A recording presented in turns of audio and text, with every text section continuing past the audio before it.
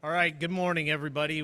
We are going to get started here, so maybe just if you need to grab some food or coffee, just do that, and we're going to go ahead and get started. We do have a very full program today. I want to welcome all of you to our Level Up program. My name is Gary Shear. I'm President and CEO of PHP. We have a great program put together for you today. The program itself is focused on products and partners that will help you make your self-funded plan or your client's self-funded plan as good as it can be.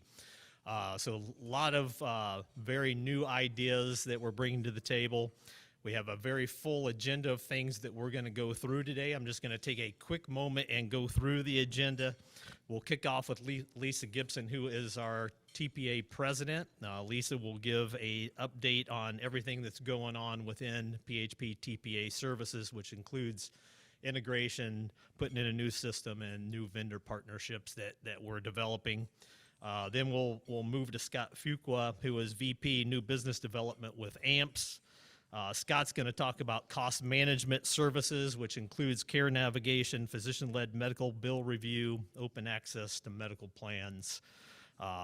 Then we're going to take a break at 9 o'clock. So if you're wondering when the break is, it'll be right around 9 for 10 minutes. Then Anthony Masato, who's VP of Pharmacy at Drexy, will be our next speaker.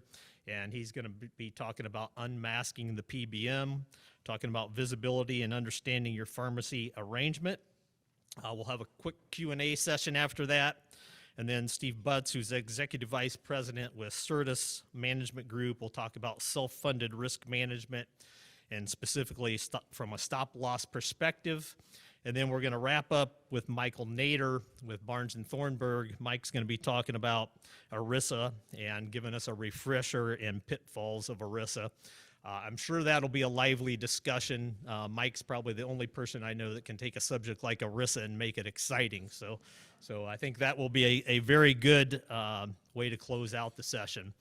I do want to just do a couple of introductions. We got a ton of PHP folks in the audience. I'm not going to introduce everybody that's a PHP team member, but we do have a couple of board members in the audience. We have Mike DeWald, who's our longest tenured board member. Mike is standing up right now. Mike has been with PHP for over 30 years. So Mike, thank you for all of the service you've provided to PHP over those years. We also have John Sampson at the back table, who's one of our board members. Thank you, John, for being here. And then we also have our newest board member, Sherry Rucheri, who is with us today, but is in this program virtually. And by the way, we had a great turnout for this event. 116 individuals registered for our program. About 52 here with us face-to-face today, and another 64 are coming into the program virtually through just coming in virtually. I can't remember if it's Zoom or Teams or what exactly we're using, but thank you for being here. Great turnout. With that, I'm going to turn this over to Lisa to give an update on PHP's TPA services. Lisa?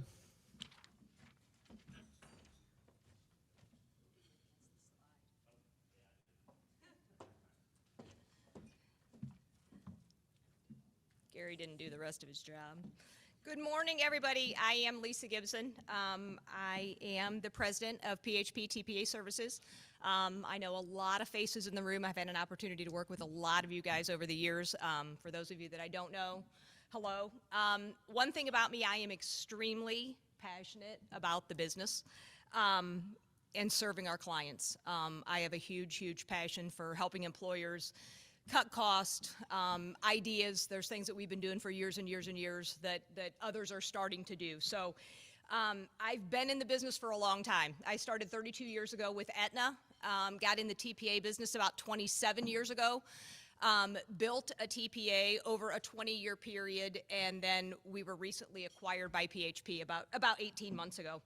The industry has changed a lot over the years, and I will just tell you, in the 27 years I've been in the TPA space, I have never seen more aggregate claims, more dialysis claims, more denied stop-loss claims than what I've seen in the last probably 3 or 4 years. It's incredible. Last year, I was involved in more aggregate claims than the previous 26 years. It's absolutely incredible. And for all you employers out there, stop loss is a really big deal. Please make sure you're watching eligibility on your plans. Mike will be here later, and he taught us this years ago, no good deed goes unpunished. So if you have somebody that shouldn't be on the health plan, by all means, it's a COBRA qualifying event. Get the COBRA notice out and get the clock ticking. We've just seen so many of them, and it just goes back to volume, right? It's claims. Dialysis is out of control. We know that claims costs are out of control, and carriers are just really cracking down. 10, 15 years ago, they didn't even ask for the supporting documentation, again, like they do today. If somebody's off work, make sure they're making their employee contributions. Make sure you have record of them making their employee contributions, because we've been asked for just about everything. So just words of wisdom, I guess. So as I mentioned, Core Benefits was purchased by PHP January 1st of 2021. And as we began blending the organizations, PHP had bought Proclaim in 2017, so they already had a TPA in-house. They acquired Core Benefits in January of 2021, and what we started to do was really peel back the layers and look at the processes and procedures that Proclaim was doing, what Core Benefits was doing, what's best practices, industry standards, what should we be doing to make the client experience better. And there's a couple of things that we identified early on that we felt we needed improvement on. And one of them, I'm going to call it the plan document project, if you will. And in the past, amendments were drafted, right, when somebody made a change. So we would generate a plan document, and then throughout the years, we would do amendments to that document. You could have 2 amendments, you could have 10 amendments, you could have 15 amendments. Amendments make it confusing. Amendments make it hard to administer. So what we've done is we've kind of changed the practice, and every year we will annually restate a group's document, meaning that if you had changes throughout the year, take those changes and integrate it into the document so that we have one document, so that the client, the broker, customer service, claims, eligibility, everybody's looking at the same document. It really creates quality and consistency. So if you, as a PHP client, notice that this is the process we're moving towards, that's the reason that we're doing it. The other one is Pre-Cert Guidelines. Medical claims utilization has changed tremendously over the years. And in the past, right, most of our high dollar claims were inpatient, right? So pre-certification was required on inpatient services. In today's world, over 90% of all claims are incurred on an outpatient basis, which means it's done, outpatient hospital, physician's office, high dollar medications. So what we're trying to do is to create standard pre-cert guidelines amongst all plans so that we pre-cert inpatient confinements, outpatient surgeries, observation over 23 hours, MRIs, CAT scans, PET scans, and all infusion services. Infusion services has probably affected everybody in this room at some point in time, right? The infusion that takes place at the hospital, and it's a $5,000 drug that they bill $55,000 for or greater, right? Because we see them all the time. But we have to be proactive and not reactive, right? We have to identify these claims before they take place, because if the claim already took place, there's no hospital or provider that wants to take less, right, for that claim. And then the problem is you get into the PPO networks, right? And the PPO network contract says you must pay the provider based on the contracted rate with that provider. So it really gets hard. And so if we know before the claim takes place, we can get involved, we can push back, we can try to get that medication filled through a specialty pharmacy, have it delivered to the hospital. There's all sorts of things out there, and they do work. Don't let people tell you they don't work. You can't do that. Yes, you can do that. You can do it. We've done it. We've done it for years. Providers will push back. Don't get me wrong. They will push back. But we have to fight for the groups, for the employers, and we have to make a difference in the healthcare world where we find ourselves today. The other thing, too, about having services pre-certified, we had conversations with some individuals, and they pushed back a little bit and said, well, it's disruptive. Well, it's really not disruptive. 99% of the time, the provider, right, the hospital takes care of that process for you. You, as the patient, don't even know that it took place. But you know, it also eliminates the potential for possibly an experimental procedure or an experimental medication being dispensed to that person, and then they get an EOB in the mail that says $50,000 is not eligible, right? Because it wasn't appropriate treatment for that member, and that happens too. But if we have pre-cert guidelines in place, the pre-cert company has the clinicals, they know it's medically appropriate, then there's no question, right? We know the claim is eligible, the member's not going to be balance billed, and we move on down the road. So, in a good way. So our goal is, I guess, the message I want to get out is we're not trying to be difficult, right? We're trying to be customizable with structure, right? Because we have to have some structure. We can't just have like a free-for-all and have everything done different ways. So as we've gone through the process of integrating, we have worked with vendors, we've interviewed vendors and talked with vendors, a million vendors out there, right? There's cost containment vendors out there, there's PBMs out there, there's stop-loss carriers out there. And the bottom line is, as a TPA, we need to partner with quality vendors because everybody's a direct reflection of us, right? So whatever goes on that ID card, whoever you're calling for pre-cert, wherever you're going, whatever PBM you're using, right? And if every time you go to the pharmacy, your prescriptions are denied, you're mad, right?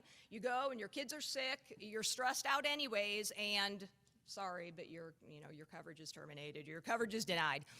And so every vendor that a TPA works with, right, we have to send files to. We have to send files to the PBMs, and you have to send files to the UR vendors, and you have to send files.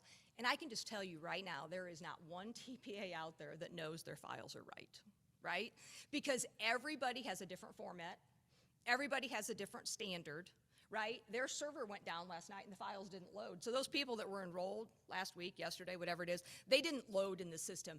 I guess the point that I'm trying to make is there's a lot to it. So when everybody out there wants to bring a new vendor in, right? Everybody wants to add more things onto a health plan. Sometimes we need to simplify it. We need to do the best that we can do. We need to find the best vendors out there so that we serve everybody well. So every broker, every employer, everybody's taken care of and we're bringing the best to them. So I have a story for you. As we went through this process, I was speaking with PBMs. And so there was a PBM out there that was highly recommended to me. In fact, PHP, the HMO, the insured side, had interviewed them previously and said that, whatever, great organization. So I called them. And I said, hey, I want to speak to you about your services. And he said, what are you looking for? And I said, well, we're looking for a partnership, right? We were looking for a relationship. We want to work with you on our TPA block of business. Okay, how many groups do you have, this, that, and everything else? And he said, well, he goes, I'm going to tell you. He said, this is kind of hard to do. He said, but through the years, he said, we've been completely customizable. Everybody can do what they want. You want to cover this drug, and you don't want to cover this drug, and you want to do this, and you want to do this. And he said, we allowed everybody to do that. And he said, we came to the point we realized it's not sustainable. We can't do that. So he said, I'm sorry, I would love to do business with you, but we're not taking on any new clients because we got to clean up what we have. And so I think that's important to understand because we need to have strong partnerships so that we can bring great results to everybody. But we need to have those relationships so that if we need a PBM change done today, that we can call them and we can get that change made, right? If you call Express Scripts, that change ain't gonna get made today.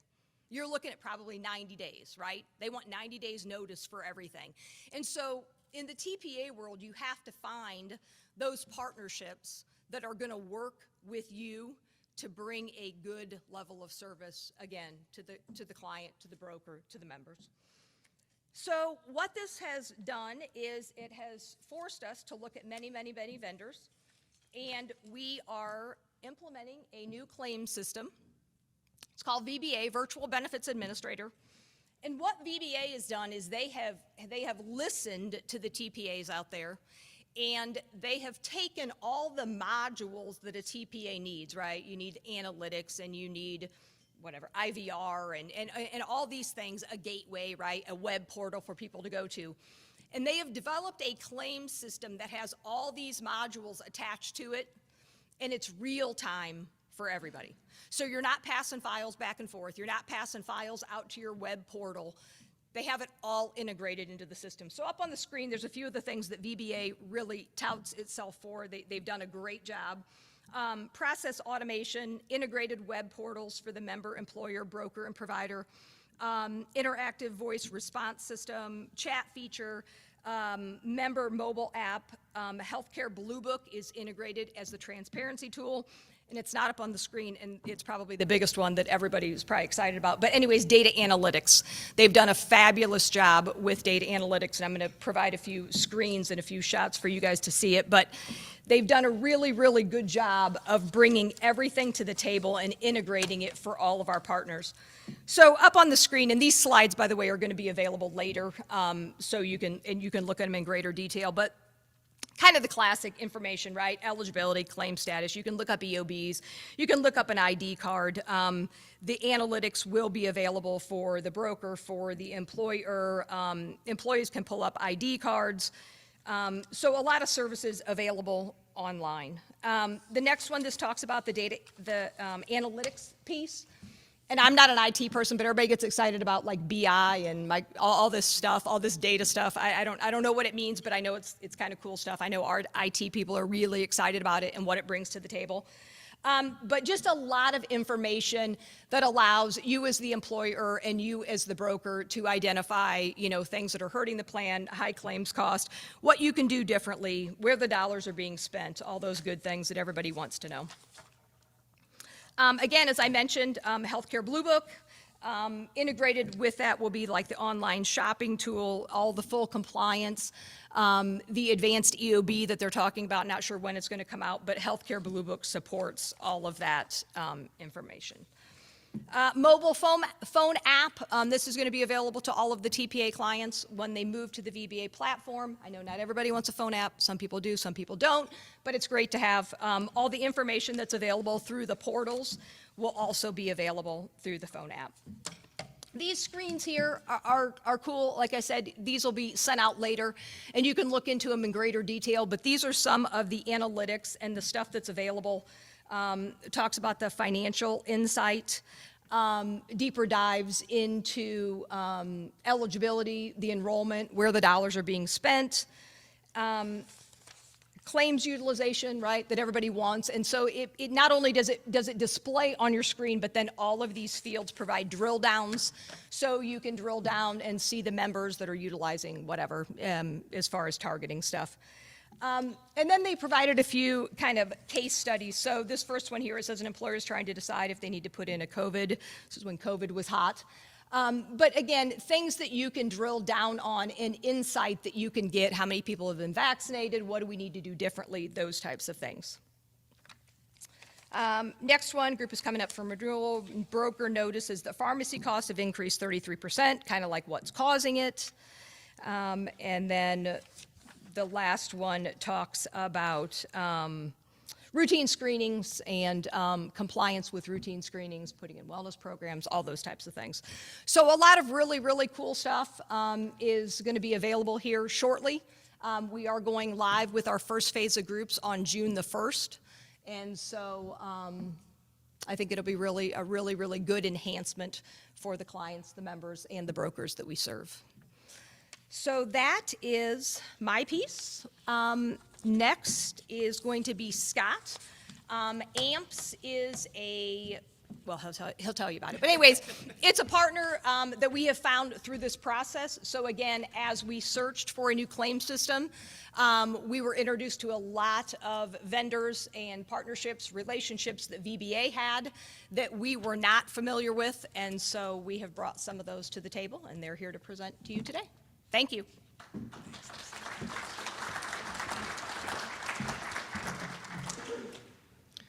Morning, everybody. Really nice group here today, so thanks for showing. Here's our agenda for today. I'm going to talk a little bit of background about myself, but then give you a little bit of information about AMPS, which stands for Advanced Medical Pricing Solutions, so you get an idea of who's talking to you and the experience that the company has. We're going to talk about a couple solutions today, one called Physician-Led Medical Bill Review, and also an open access medical plan. I'm going to explain how those work and why they're important. Care navigation, as was mentioned earlier.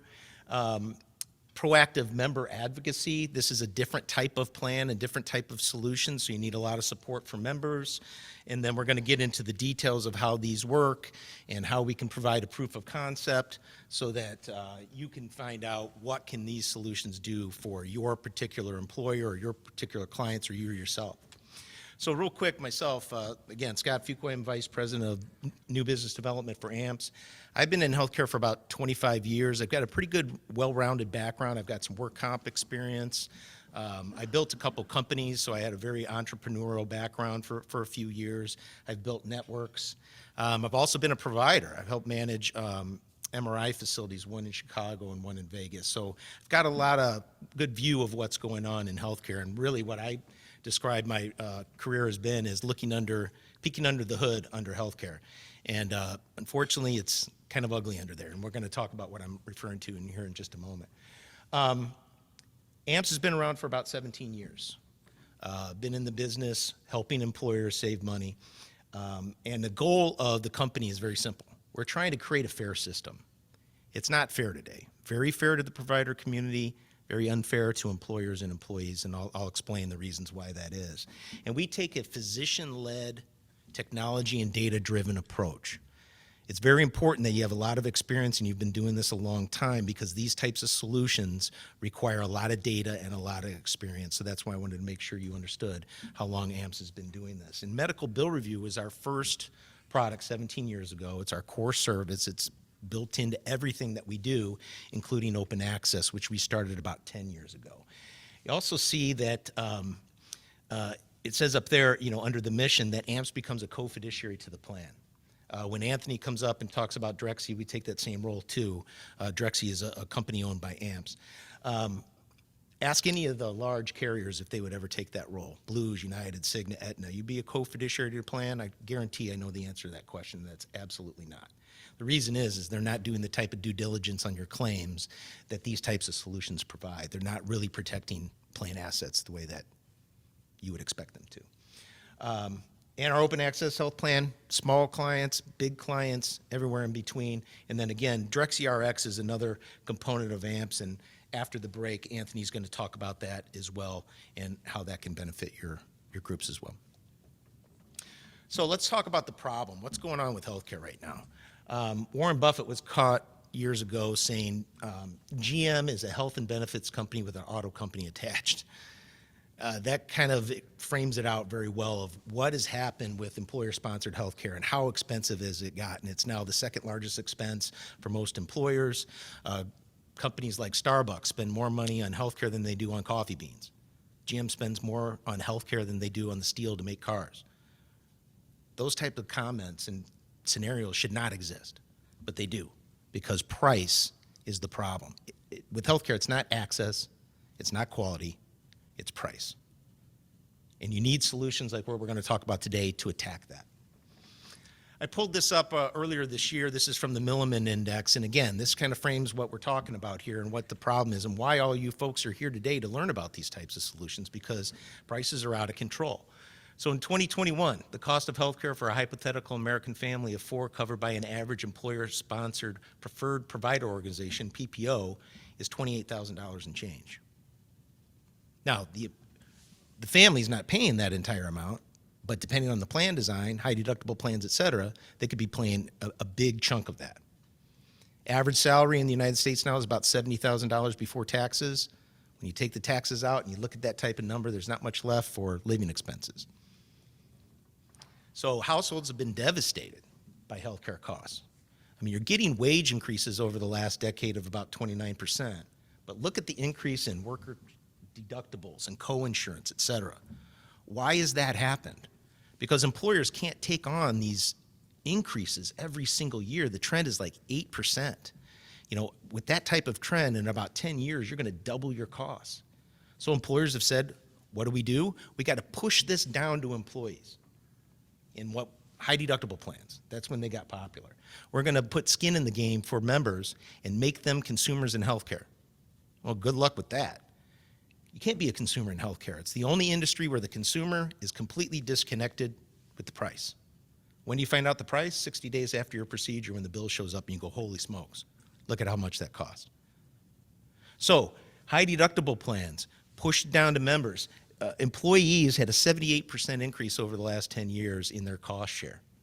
This is called cost shifting. That's just pushing the money around.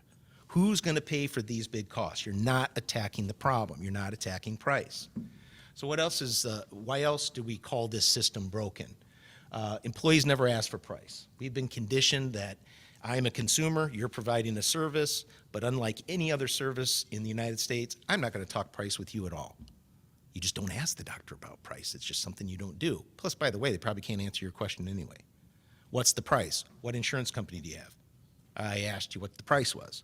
You get into that sort of game. Hospitals, they can create their own prices. They can bill whatever they want. I'll give you a quick example. Central Illinois, you have a health system down there, a non-for-profit health system, and Lisa brought this up, infusion therapy. They bill 15,000% of Medicare for infusion therapy. 15,000% of what Medicare would pay them for the exact same service. For imaging, MRI, CAT scans, things like that, 9,000%. Why? Because they can. Most assume there's no choice except for the BUCAs. That's an industry term for Blues, United, Cigna, Aetna, Humana. They own the market. Those are the only guys I can play with. So I'm going to play them against each other as much as I can, keep my admin costs down, look for the biggest discount, and that's how I'm going to buy healthcare. There are all kinds of solutions out there besides those big guys. And by the way, there's a lot of misaligned incentives here, so I'm going to talk about that in a moment too. When it comes to the provider community, it's the fee-for-service industry. So are providers going to want costs to go down? Of course not. If I'm a provider, I want my prices to go up, make more money. Again, members have very limited interest and resources. Most people think this card in my pocket is a credit card. I can just go wherever I want. Company will pay all the difference. I can go see any provider, and I don't have to worry about it. The other problem that happened is what you call the medical loss ratio. After the Affordable Health Care Act, this was put into place. The idea was, we got to do something about pricing, so let's attack the carriers. So basically, medical loss ratio said, depending on the size of the group, you can make a 15 to 20% margin. So 80 to 85 cents on every dollar's got to go out to claims. The rest you can keep as profit. I'm a for-profit carrier. So you spent $100 this year and I made 20 bucks. Do I want you to spend 50 next year, or do I want you to spend 200? I make more when you spend more. It backfired. Also, what happened to a PPO? Okay, years ago in the 80s, providers they took their cost to perform that service and billed about a 15% margin. They had great health care, everything was great. Somebody had a good idea. Said, hey, if I can get everybody in town to come to you versus the other hospital, will you give me a discount off that 15%? Great. PPO network started. Made sense at the time. What does it become now? A proprietary document between a network and providers that tells you what you're going to pay, but you can't see it. It's proprietary. In fact, I'll tell you what my discounts are, but I will never actually show them to you. It's a big problem. So, and the two people that hold that contract, again, benefit when the costs go up, not when they go down. So employers think that all these folks within the system are trying to control costs just like you. They're not. Another problem. All the national networks and a lot of regional ones, not all networks though, but most of them, have what you call a no audit clause, which simply says if you're going to use my network and my discounts, you can't look at the claims for errors before you pay them. You cannot review those claims for errors. Now think about that for a minute. What other industry can pull that off? You can't pull off errors. You billed me twice for something, I can't take that off? No, not if you're going to use my network. It's pretty amazing. We've run into some pretty incredible situations throughout the years. The problem with that too is there's reports, there's audits that are done every year, NCCI, National Correct Coding Institute, CMS, Medicare, even Equifax. They've been these studies throughout the years. 90, 95, 97% of facility claims have errors on them. But if you're using the PPO, you can't pull those errors off. Pretty amazing. AMPS has got about a 91% error rate, we feel, on facilities throughout the years. There's no transparency, again, in the PPO, and also the problem is how claims are paid and adjudicated. I'll show you in a little bit what a claim looks like from a facility. They all bill on something called a UB04 or universal bill. It's really got no information on it. I'll show you one in a minute. But the way that claims are, or way that bills are sent out and the way that claims are adjudicated, auto-adjudicated, no one looks at them. 98% of claims are done that way. So that's also a problem. PPOs have what you call a top-down pricing. Like I mentioned before, hospitals can bill whatever they want. So using that example down in central Illinois, if I'm billing 15,000% of Medicare, unless I've got a 99% discount, what's the value of that 40, 50% discount from the PPO? It's illusionary. We call it a discount off infinity. Because guess what? Hospital charge masters keep going up. And right after COVID started, we saw another jump. These prices are not going down. There's conflicts of interest. Again, we assume that all these people are trying to do what you're trying to do. Also, there's a guy by the name of Dr. Josh Luke. I just put that up there. If you want to try to grab his book, he used to be a CEO administrator. Now he's sort of on the other side. He's got some pretty incredible stories. Why are all these errors exist? Well, some of them are just a function of the system. You know, you have an EMR system that manages the clinical side of the hospital. You have revenue cycle managers and that piece that manages the billing, and they're not really very well integrated. You also have medical transcription issues. You know, have offshore, offsite, you have manual data entry. Also, doctors' notes. You ever seen doctors write notes on things? They're in a hurry. You can't read anything that they're writing. There's all kinds of errors that come out of that. And then there's clinical workflow issues that result in errors too. And one that I'm going to talk about and show you an example here in a moment is hospitals bill when things are booked or ordered, not when they're rendered. And I'll show you a great example of how that can be a big problem. The other reason for errors isn't necessarily a function of the system, but it's a function of revenue cycle managers. So in a hospital system, a revenue cycle team works with all the different departments to maximize revenue. That's the whole point. They even use, many of them, a system that Optum created called RevMax. So they go to all the different departments and say, next time bill it this way, next time bill it that way. So that's where you run into things called upcoding and unbundling of charges, where you're taking codes and you're unbundling them. So at the end of the day, you're kind of double dipping on the employer, paying, these two codes cover the same services. Upcoding, a good example is you got a baby in the NICU, right, in the ICU, at a level 4 severity rate. That's the highest level of complications in severity. The hospital will bill that level 4 for the entire 2 weeks that that baby is in the NICU until they're discharged. Well, what happened to level 3, level 2, level 1? If they're still at level 4, you shouldn't be discharging them. Why do they do that? I'm going to get paid more. Just like when you walk into an ER, even with a scratch on your finger, you're a level 4. So universal bill is a summary bill. It's kind of like the cliff notes of a book. Where are the details in the itemized bill? That's the book. That lists every single detailed code and what was ordered. The problem is, nobody sends that out. They have it, but they don't send it out. They send out the UB04 and that's it. Why do they not send out the itemized bill? Because again, going back to the no audit clause, you don't have the right to look at that and go through that bill anyway. So the result again is from AMPS, we have audited and reviewed billions and billions of dollars worth of claims. We have almost a 91% error rate on facility claims, 91%. So they are riddled with errors, and there are all kinds of errors. Again, fat finger errors and normal things like that, to upcoding, hoteling days. I'm going to put Scott in the hospital the night before surgery. There's no need for that. He's going to charge me another $5,000 for the room. Lots of errors taking place. This is a UB04. Every hospital in the country bills on this type of document. This is a $323,000 bill. You get about a third of a page of information on here. Those codes on the far left are called revenue codes. They're big, high category codes. They don't really say much. For example, in the middle there, you can see Rev Code 300 is laboratory. That's all it says, laboratory. What the heck's that mean? And by the way, it was $158,000 of this bill for lab while that person was in the hospital. 322 units. Well, looking at this, are 100 of those units duplicates? Or 50 of those units lab work that had nothing to do with that person's diagnosis? You're just padding the bill? You don't know. There's no detail here. But this claim goes to the payer, it runs through the system, no one touches it, they slap a discount on it and cut a check in 3 days. There's no due diligence being done. We audited this claim. We got the itemized bill. It was 21 pages long, not a third of a page. The top of this is the bottom of our report where we went line by line by line by line, doing a forensic audit on these claims. Down at the bottom, I pulled out a couple things that are interesting. The top two boxes, and it might be tough to see, that's an intubation tube. An intubation tube, it comes in one package with two pieces, a tube and a stylet. Hospitals pay about $15 for them. Well, they broke it into two pieces.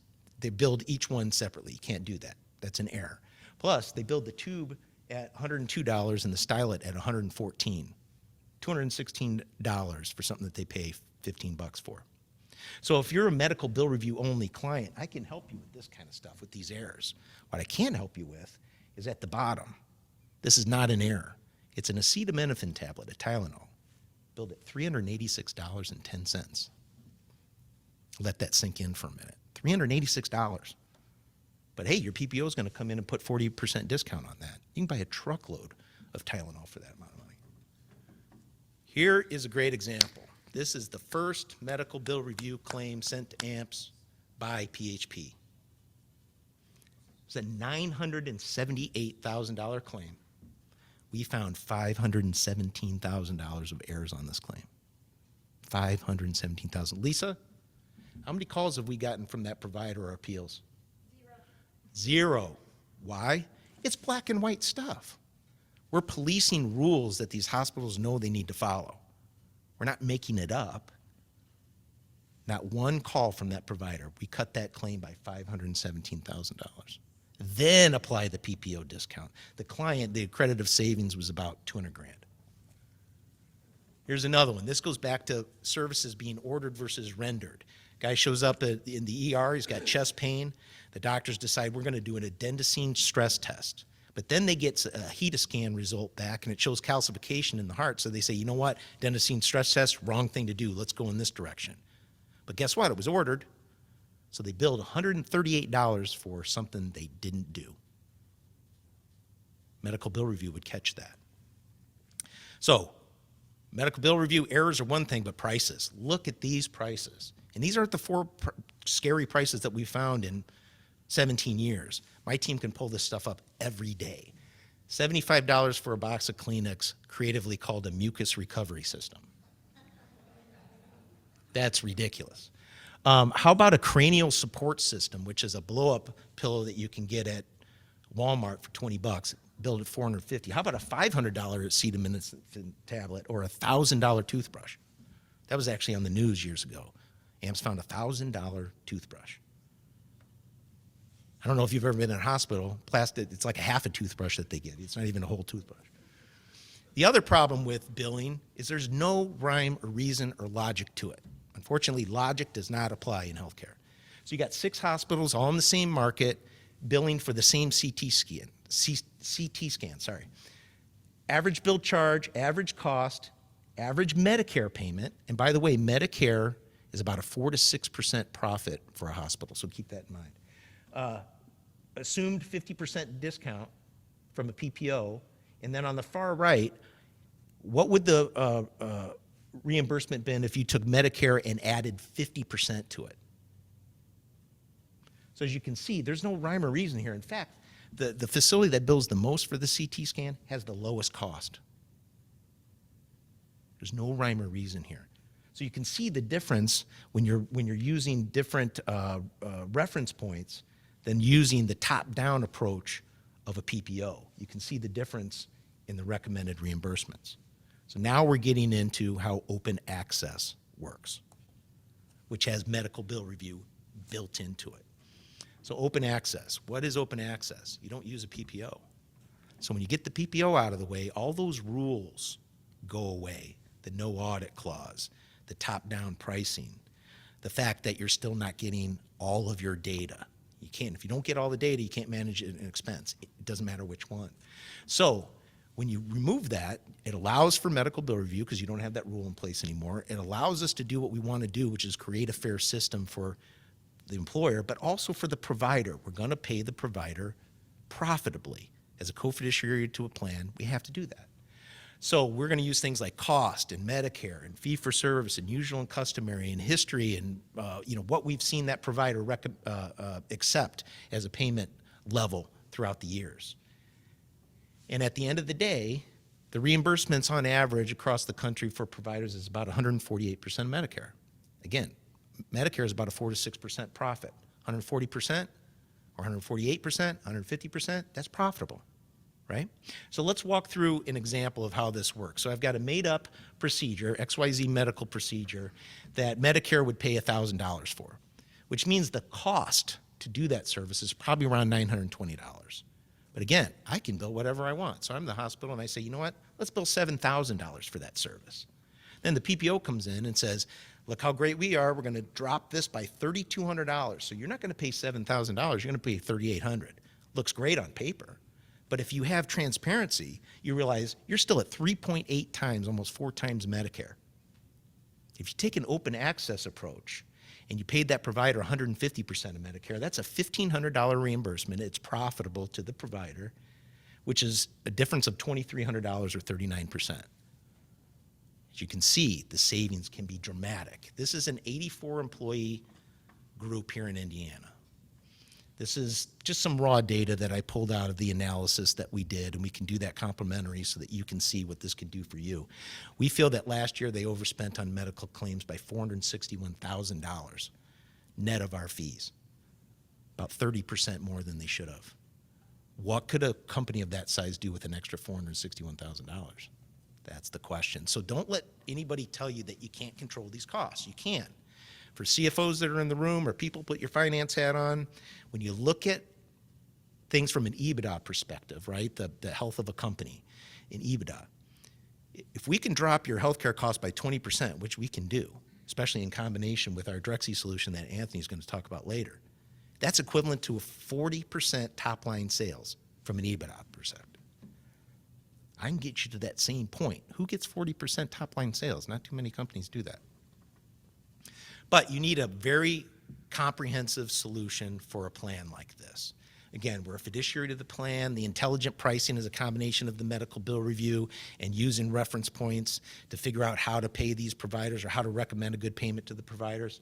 You need member advocacy. You need support for members. It needs to be proactive. It needs to start at open enrollment. The account management team for AMPS is going to be there to educate everybody on how this works. That's a very important piece. Care navigation, there's providers out there that say 140% of Medicare. You're right, that's profitable. I'll take that all day long. We'll contract with a provider like that. And then we're going to promote them through membership. Hey, go to this person. Go to this MRI facility. They're high quality and they understand a fair market reimbursement. So that's a component of it. And in order to do that, you need a good provider relations team, contracting team that knows how to bring these providers in and get these contracts in place. But the other tangent value of a plan like this is data visibility. I'm going to talk about the portal that you and the advisor as well as the group gets access to. It's 24/7 real time. I'll talk about that in a moment. Reporting, those kind of things. If you're still, even as an ERISA self-funded plan using a PPO, I'm telling you, the reporting that you're getting from that PPO is a snapshot of kind of what's going on. They're never going to give you all data. So again, doesn't matter what expense it is, unless you get all the data, how do you manage it? How do you understand it? And between AMPS and PHP, you're going to have everything that you need. So member advocacy, again, very proactive. We're going to work with you and the group to educate everybody at the beginning. We're going to want to do consistent education throughout the year. It's a very proactive approach. We're sending out letters. We're calling members after they have services to remind them that if you get a question from a provider, you get a statement from a provider, what you do with it, etc. This is very important. We put a lot of time and effort into this, a lot of resources, a lot of technology. And, again, we don't have a lot of time today, but we could go into this in detail with you so that you can learn more about what that means. And then care navigation. How do we get you to the right provider to begin with?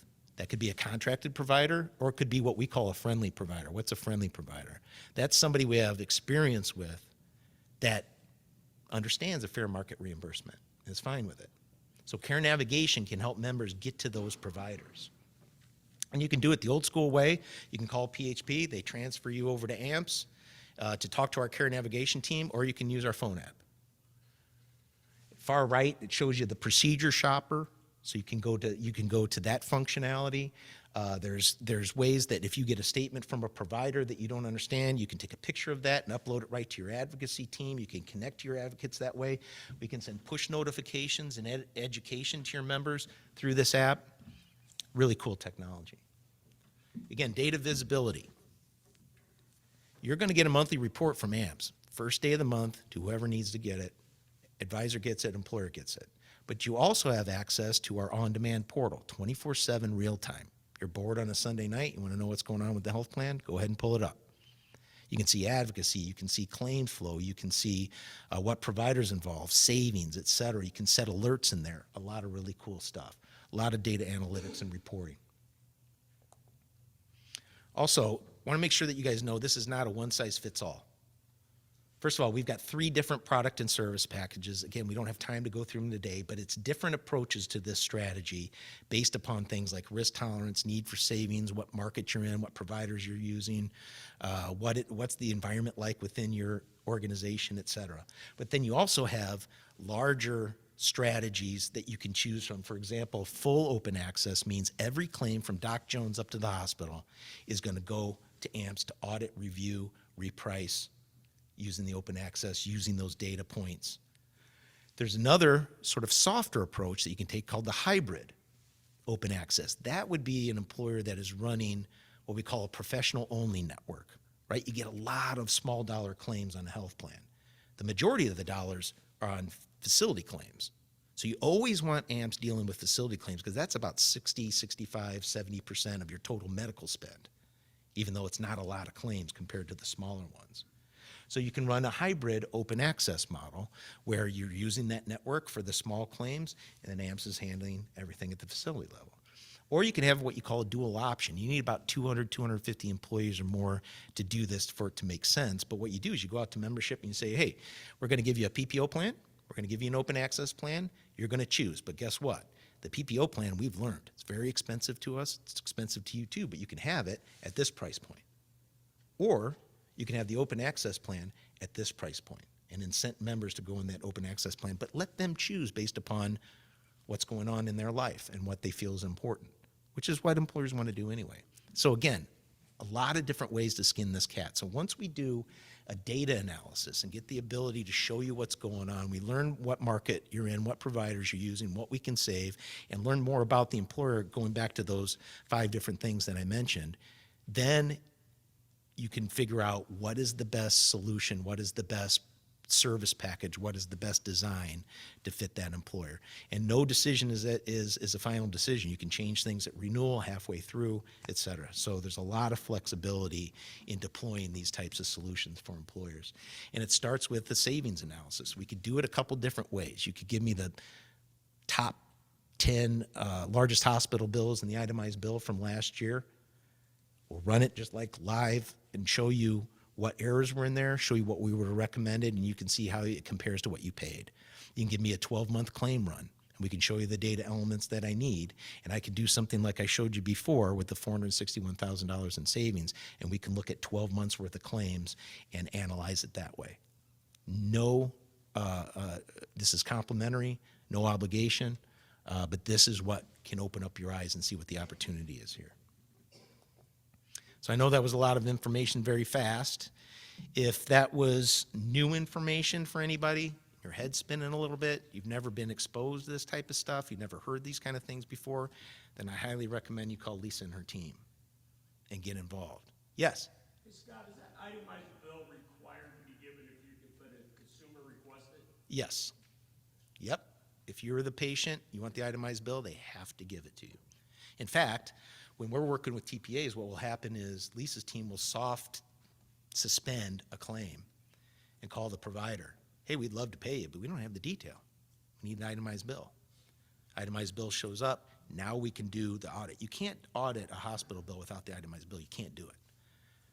I run into a lot of people where some organizations are saying that you can. You can't. You can do what you call a DRG validation, but it's not getting into the detail.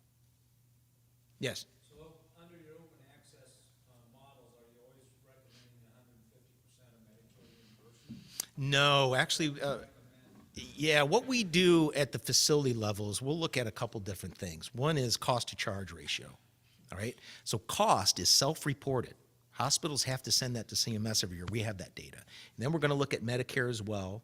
Sometimes those data elements are a little off, so we might pull different ones in there. But for the most part, we're looking at about 135% of cost average to 150% of Medicare. And on average, that comes out to about 146. But it depends. A hospital, I might recommend 138 on one claim and 148 on the next one. But it's based upon that individual claim, the codes, et cetera. Again, trying to pay fairly. What do you do in markets where providers have indicated that they will not accept market-based pricing? Yeah, that happens sometimes. What's funny is a lot of times we'll hear that from the community, and then we'll look in our experience and they are accepting it. So it depends on what's really going on there. If it's a provider where there's an access issue, where they're turning people away, that does happen sometimes. UPMC in Western Pennsylvania is a king for that. Another non-for-profit hospital that bills about 1,000% of Medicare doesn't want to work with the community. But there's different partners that we work with. We can do contracts directly with those facilities. There's a lot of different ways to do that. Some of our employers just steer around those groups. Like in Western Pennsylvania, you've got some great providers. UPMC is not really the high-quality provider, but they're good marketers. Go to Allegheny Health. They only balance bill on maybe 2% of claims. So there's strategies to work around that. We have some network partners, some like regional networks that allow us to use their networks in different ways, so we can plug them in. So there's a lot of different ways to go about that. I have a few questions from the webinar. Sure. I think you just answered the first one that they had about market-based pricing, but the second one is, how will the new transparency laws affect the AMP's topics for billing? Yeah, when it comes to transparency laws, if you're talking about the No Surprises Act, it depends on what's really being talked about there. This is no network, right? There's no network in place.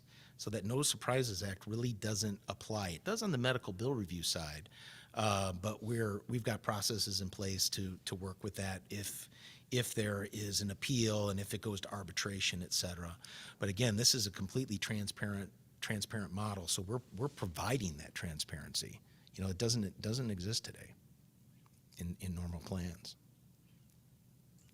So again, if this is new information, don't let it just be amazing, interesting information today and walk out of here and go do the same thing over and over again. Yeah. Timing on this whole process. Mhm.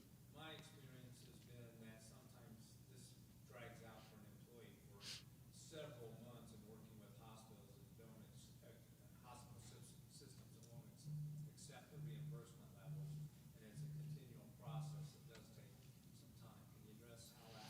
Yeah, that goes back to the product and service packages we have. You could do a dispute model where we're going to dispute that balance bill and we're going to go back to the provider and say, listen, you got paid fairly. First of all, we took the $5,000 off this claim that shouldn't have been on there. And by the way, it was our board certified oncologist who looked at this oncology claim. See, AMPS with that physician-led medical bill review as a component of what we're doing gives us street credibility with these providers that none of my competition has. So that helps. And in that dispute model, what we're going to do is we're going to dispute that balance bill, get them to accept that reimbursement, and we're going to negotiate with them if we have to, which means that they've pushed it down to a certain level with a member. We only end up negotiating under that model on about 0.5%, 0.6% of all claims that come to us. So it doesn't happen that often. Providers realize, yeah, you're right, I did get paid fairly and I'm wasting my time trying to fight this. But we also have a product and service package which is a little bit softer, where that when that initial balance bill comes in, we move to a negotiation right away. So it depends on how, what's the risk tolerance of the employer. That's why we have a lot of different solutions. You're an employer on a street corner next to her, you're going to look at this solution maybe different than you. So we need those options. Is your dispute process outside of the ACA member appeal process? I'm not too sure if I follow that question. So when a claim goes to resolution and an EOB is sent to an enrollee, there is essentially the back-end process for them. Once the claim has been processed and adjudicated, not talking about prior to Right. processing, where you're requesting an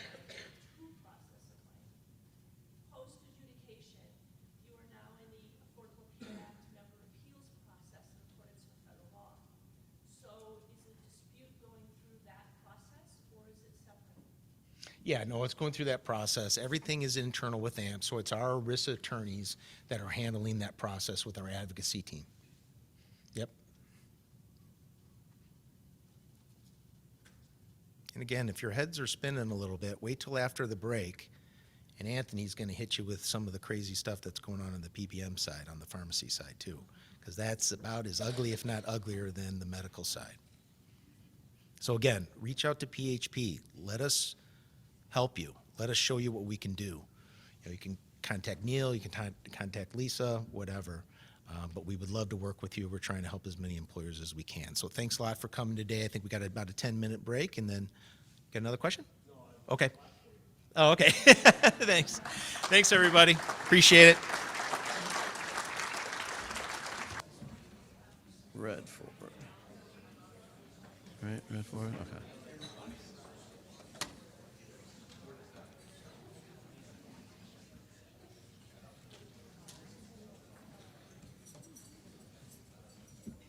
All right. Good morning. How's everybody doing? Good. My name's Anthony Masato. I'm the VP of Pharmacy for Drexy. It's the PBM that AMPS acquired about a year and a half ago. As Scott mentioned, AMPS is a medical cost containment company. And kind of their final piece of the pie was to try to find a solution around PBM. As we're all aware, PBM is probably the fastest growing cost within the healthcare space. 10 years ago, it was probably 10% of the medical spend. 5 years ago, 20, 30. I just saw a group yesterday that was 60% of their healthcare cost was on drugs. So, you know, with the cost of not only drugs, but the new drugs coming to market, you look at all the specialty medications, 85% of all drugs hitting the market are going to be considered specialty drugs, high-cost drugs, with price tags anywhere from $50 to multi-million-dollar drugs, right? Gene therapy drugs coming to market, things like that. So a little bit about myself before we really get into it. I've been in the healthcare space for around 15 years, predominantly the stop-loss space, and then the last 8 or 9 years in the pharmacy space. Prior to doing that, I'm actually a retired professional hockey player, so no, all my teeth are not real. They are all fake. But yeah, I'm really excited here. Drexy is a very unique PBM. We came into the market about 12 years ago in the claims adjudication platform. We still do this today. We do complex claims adjudication, manufacturer plans for pharma, so Merck, AstraZeneca are some of our clients today. So helping them bring those markets to, those drugs to market. We also have another silo of business, it's direct to consumer. So think about Netflix for PBM, right? So you buy a subscription, $7 a month for an individual. You get access to all of our networks, all of our pricing, fully passed through, so what we pay, that the members pay, even on our direct-to-consumer business. And then they also have access to our international sourcing. So the full gamut, essentially, as a cash pay. So you think about your underinsured, your restaurant groups, your seasonal worker employees, all of those individuals that are buying voluntary benefits for themselves is a great solution for them as well. And then we have our commercial business. So Drexy started in the commercial side around 4 years ago. We started with 2 clients, and we're labeled probably one of the fastest growing PBMs right alongside Capital RX is another one in the market that's a really fast growing mid-market PBM. But we've grown from 2 clients to 395 in just under 4 years, and around 350,000 members that we adjudicate claims for, which will change as of July 1st. We'll be adjudicating for around 3 million members as of July 1st. So we're growing like crazy, and it's been great. So why Drexy? Drexy is a full service, built from the ground up, fiduciary PBM.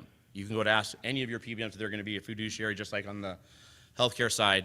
The answer is going to be no, right? They have fought tooth and nail to say that they are not fiduciaries of a plan. And you have probably around now 80 so-called PBMs in the market. And I use that term loosely because unless you own your own paper and you adjudicate your own claims, you are not a PBM. And that probably, there's probably 90% of all those PBMs that are in the market are not PBMs. They're just resellers of the big 3, right? Because everybody's like, oh, we're not going to do business with Express Scripts, Optum, CVS. Well, guess what? You're doing business with Express Scripts, Optum, or CVS, more than likely. So the other part of it, too, is they tout transparency, right? And I hate that word transparency because it's not transparent, right? It's only as transparent as their contracts allow them to be on the back end, because on the back end, they're still dealing with spread. They're still dealing with they're handcuffed around formulary. All the things that we dislike about the traditional PBMs, you're just moving those problems to another entity that is touting transparency. And the new catchphrase is non-for-profit. That's my favorite. A non-for-profit PBM. And so I always go back to, Joel Osteen's non-for-profit, but the guy's worth $100 million. So that doesn't really go too far. So we also have a special guest here to help me on the second half of this, a cameo appearance from my advocacy partner. Vince is going to come up and talk a little bit about our high-cost meds and our go-to-market around that and how we do those kinds of things. But essentially, we don't own any product, I don't prefer any product, and I don't dispense any product. And by eliminating those three things, I've removed all conflict of interest that a PBM has, right? Because if I don't have a financial interest in selling you more drugs or dispensing you more drugs or shipping you more drugs, then I can do what I'm really supposed to be doing, and that's being administrator of a plan for a plan sponsor, right? That's essentially what a PBM does. However, clear transactions, pay the pharmacy, manage the formularies, manage claims data, clinical administration. This is all things that PBMs do, right? PBMs don't make anything. They don't do anything other than adjudicate a claim, right? Think about like a Visa card. Yet they're making billions and billions of dollars on the backs of manufacturer, on the backs of plans. So any of these things can be manipulated. And there's about 30 or 40 other things that can be manipulated within a plan that by a PBM to create more money. So you think about this for a second and ask yourself this, because we're really big about data as well. We give access to the data, the claims data, 24 hours a day, 365 days a year. It sits in the cloud. You can run your own reports. You can pull the data every single day of what was paid to the pharmacy, what the plan paid, you name it. But if you get actually a true claims file from a traditional PBM, and I know this because, again, I worked for 2 different pharmacy consulting firms. I had clients that spent $1 million a year, and I had clients that spent $400 million a year on drugs. So a full claims file, one claim can generate anywhere from 30 to 300 fields of data in order to come up with the price of that medication.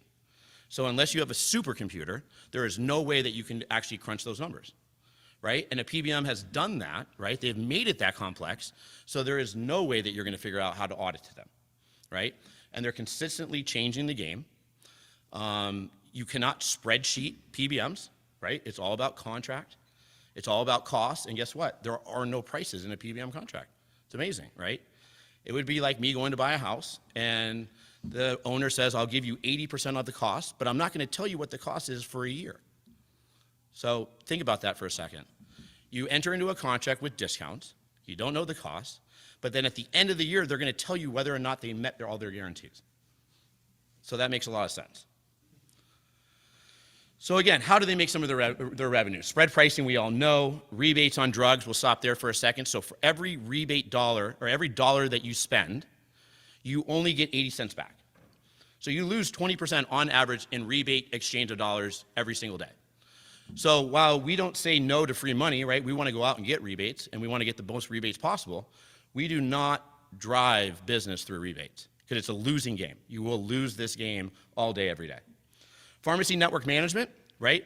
So they have multiple ways that they pay individuals. They have a different pricing contract with you than they do with pharmacy, hence their spread.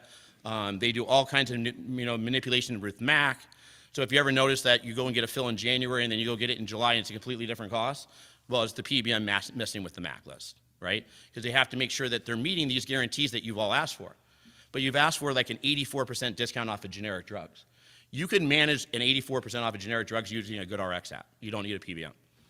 So think about that as well. And then, of course, admin fees, right? So let's just talk about just managing of a formulary, right? So everybody knows what Humalog is, right? Made by Eli Lilly, used for treatment of type 1 diabetes. On average, 1 pen of Humalog costs about $100. And everybody can go on the Drexy.com app. You can search for drugs right now. It's open. You can literally search by pharmacy, The cost of the medications is on the application. It's at Drexy.com. So you think about that, anywhere from 5 to 10 pens are needed per month to manage your type 1 diabetes. It's around $500 to $1,000.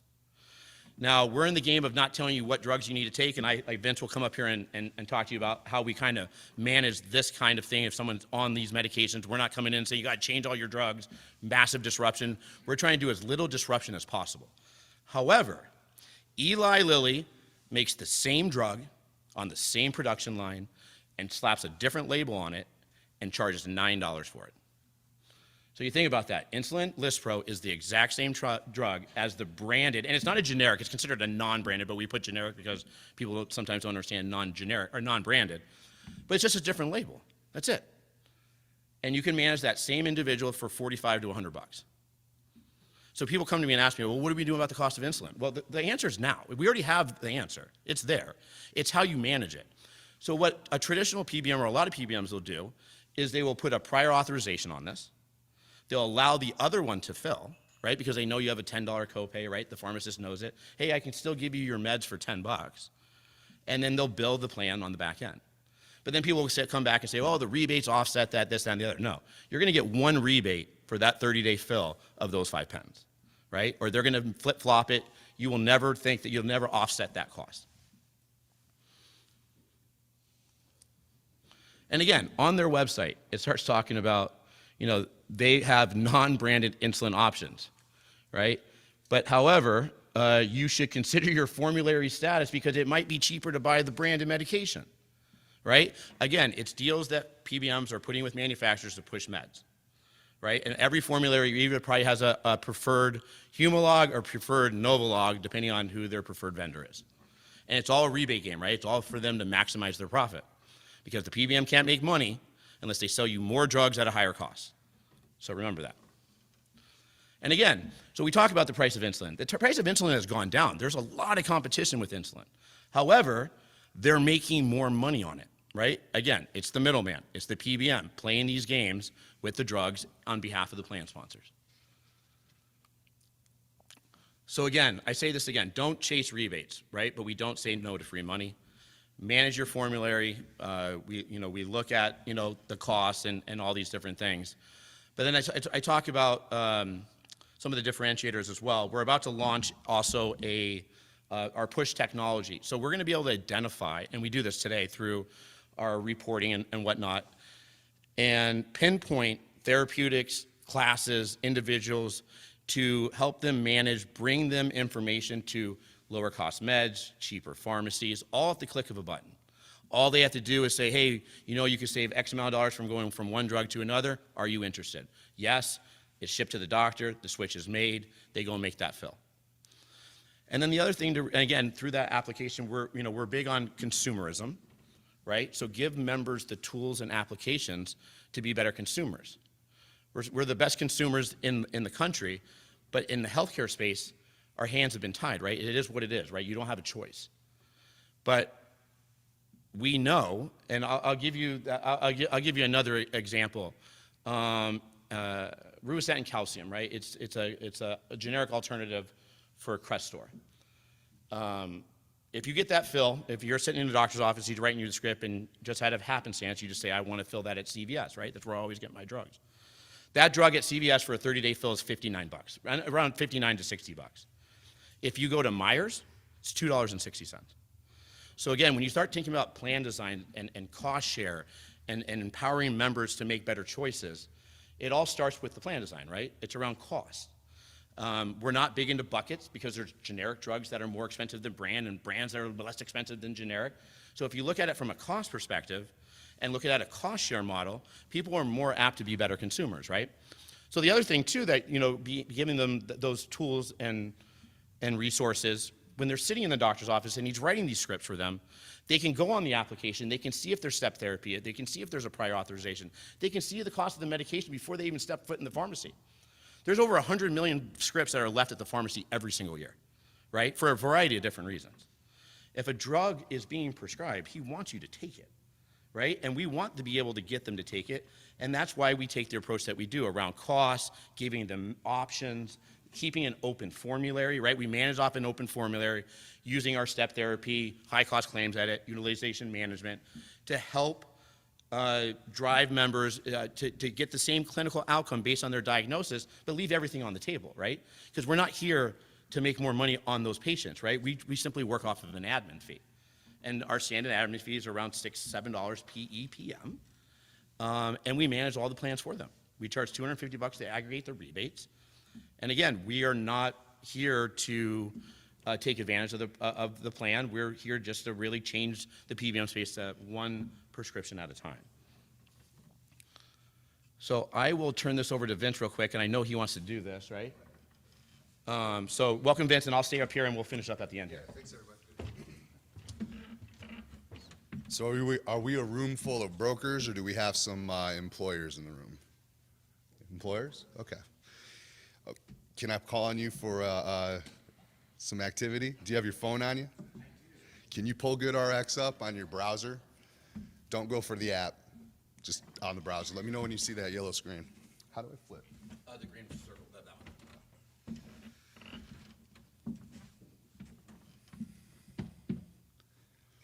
Okay, I want you to look up a couple drugs. The first one's Humira, Humira. And it's going to bring up a list of pharmacies in this area. What's the least expensive?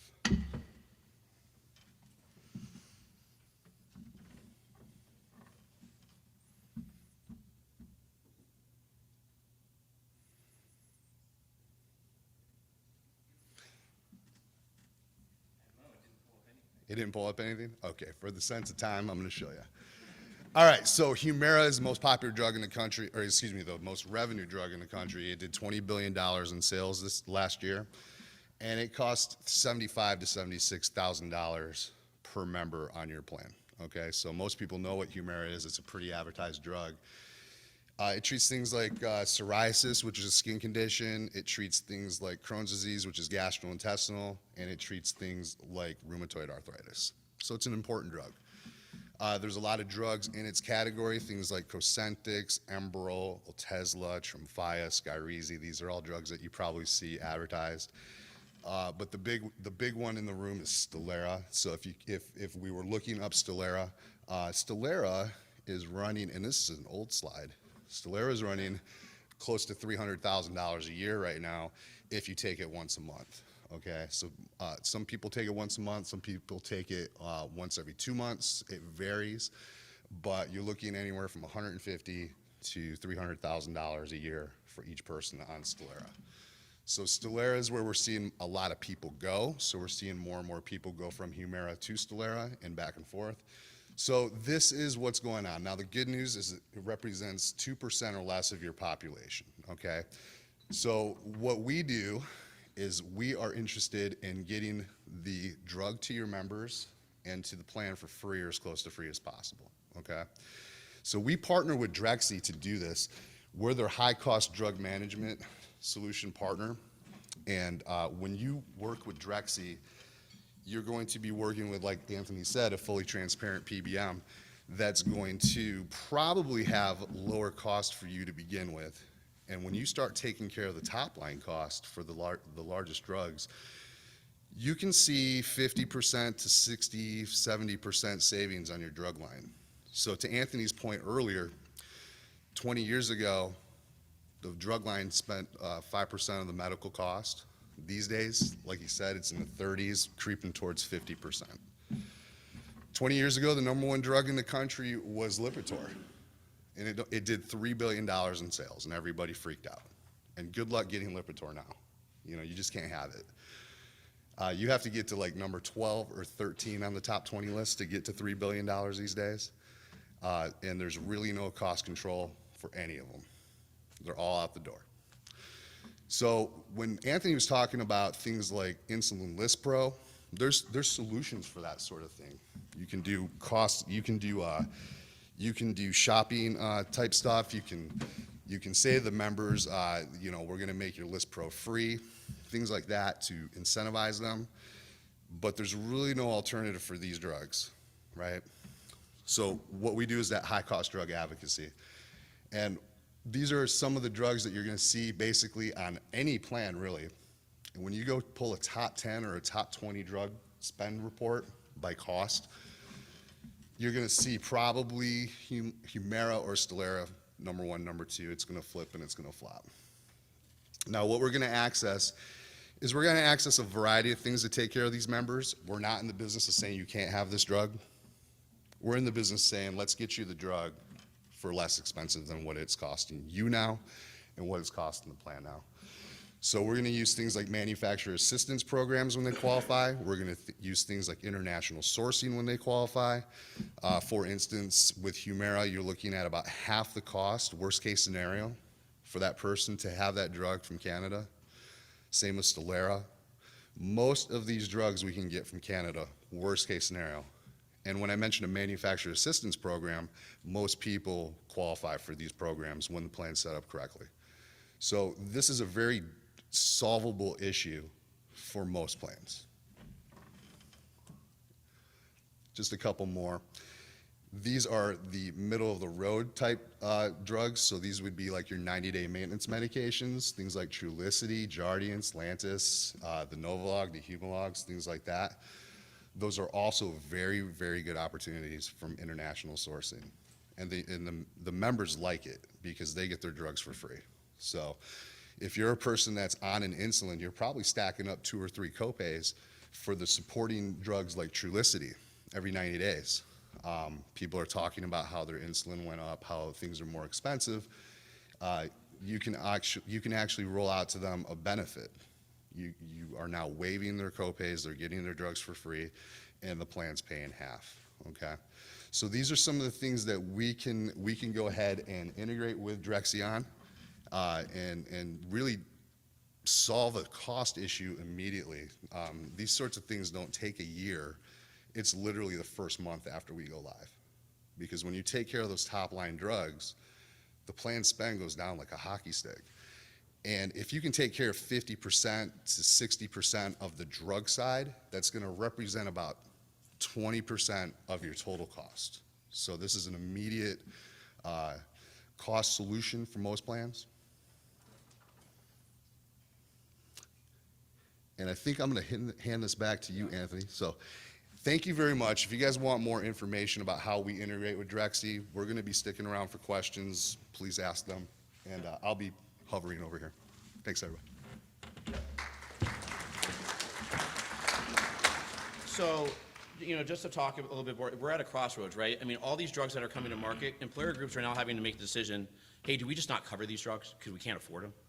Or we have, an integrated partner like Vince and us and use someone like Drexy to get those drugs, keep those benefits for those individuals. And then you have plans, like I said, one of my clients that was spending $1 million a day, they don't care, right? They're going to spend it anyways. So they just continue to, rack up these dollars. But at some point, they're going to care as well, right? So again, ask yourself, do you have visibility into your pharmacy arrangement? How does the plan actually handle this, the specialty drugs? There's PBMs out there right now that say, oh, we have an advocacy plan. They don't have an advocacy plan. They have a copay maximizer card plan, right? So they're not tackling these drugs in the sense of we want to get them off the plan, because guess what? If they take them off the plan, what happens? They lose the rebates. They lose their specialty pharmacy, revenue. They lose all those things. So there's no incentive for them to do this, right? And then is the clinical framework able to respond appropriately to meet the plan's objectives? So again, with Vince's, they're fully integrated into Drexy. It's not just a bolt-on outside working off a spreadsheet. They're in our system working to help manage these plans. So again, employers should be asking for full disclosure of fees, full access to data, best, of course, rebates possible, a PBM without conflicts, and really true pricing from the pharmacy level, not on the back end of another PBM, okay? I'll just end it there, answers questions, and then I'll be around as well. They wanted us to repeat the audience's questions. Oh, okay. I don't think, no questions? I have you all in awe of how screwed up the PBM is. But I will say this too. With these high-cost meds and the cost increasing, what you are starting to see is the impact on the stop loss, right? You can see the impact on the stop loss. You see an impact on medical claims. So if you can get your hands around these, and I know we have someone coming up for the stop loss afterwards, and it's a good leadway. But again, if you can have a good management plan, you can start, can possibly navigate around lasers, right? Premium increases. It could give you more options and solutions to go other places where you might get tied in, right? If you have all these high cost claims on there, no stop cost carrier is going to touch you, right? So you're going to get stuck and you're going to hit those 40% increases year over year. So you have to address this in one way or another. All right? With that being said? Oh, yes. What time frame, and maybe I missed this, would there be for existing clients to get their data to you to analyze the cost savings of Yeah. Drexy versus? Yeah, I mean, we can literally turn around analysis in probably like a week, a week, 10 days or so. I mean, but as far as from a lead time perspective, with PBM, you want at least probably 90 days. I mean, I like to, err on the side of more than less, because PBM, again, is one of those benefits that they were going to use day one, right? And we want to make sure, again, with doing all of the things that we're talking about doing, figuring out how we're going to source them, where they're going to get sourced from, and making sure that there's no gap in coverage. So on day one, everybody's good to go, right? Everybody's got their drugs. And again, that cost will just a downward dive from day one because we've gotten all the approvals. We know who those people are. We've outreached to them. We've talked to them saying, hey, we're on a new plan. Would you like your drug for free? Yeah, hell, of course I would love my drug for free. So, we're going through all these things and really white gloving, helping those individuals and the plan. And I think it's important to stress that, neither Anthony nor I are in the business of denying drugs. I mean, there is a path you can take where you can stack up savings by skinnying a formulary, by skinnying a network, by having a PharmD call a medical doctor and question why they've prescribed what they've prescribed and shift people over to something else. There is a way to save money by doing that. The best way to save money is just to say we don't cover all that stuff, and there are companies out there doing that as well. This is a different path. This is a path that says, listen, we're going to roll in with an open formulary. We're not going to make people take drugs that they're not taking now. We're not going to have PharmDs call MDs and question them. That's not a great conversation. MDs do not appreciate that conversation.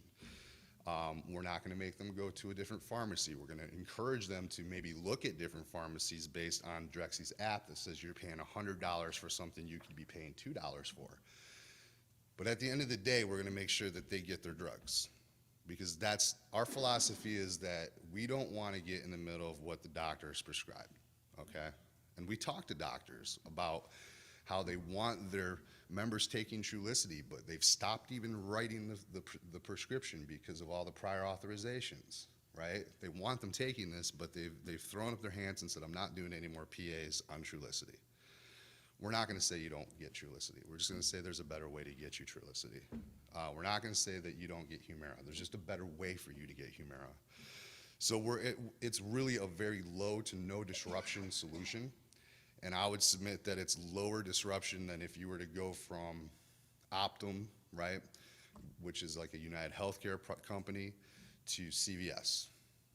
Caremark, which is an Aetna company, because they're going to have different formularies. One's going to want you to take Novolog, the other one's going to say you can't take Novolog, you have to take Humalog. And that's because they've developed a better rebate, a better deal with that particular insulin, right? And the list goes on and on and on. And by the way, how many folks out there have the free drug list, right? A lot of folks are putting in the free prevented drug list. Did you know that both Humalog and its Insulin Lispro generic are both for free on that drug list in most cases? Who the heck's going to take Insulin Lispro when Humalog's free? They think Humalog's better. It's the brand, right? So those lists are very, very counterintuitive. So anyway, that's kind of the broad overview. If you take anything else away, it's that this is low to no disruption. We are not here to have members not take the drugs that they're prescribed. Yeah, and I'll just leave it at this too. Talking about PA processes and things like that, I mean, you can ask a PBM, what is their approval process, right? What does their percentage look like? And ours is around 70%, right? However, when the appeal comes through, now the approval process goes up to like 95, 96%, right? Because it's clinically appropriate for them to take those medications, right? So at the end of the day, they're going to fill the drug unless you exclude it. So that's why we have to make sure that we're controlling costs in a different way. So you can only be so tight and manage it so tightly. And again, you have to make sure you have all the levers in place. And again, we're agnostic to who we work with. But again, they're integrated. Vinny and I, we've been doing a lot of business, and it's a great, a great partnership. So, all right. Any more questions? We're good. All right. Thank you.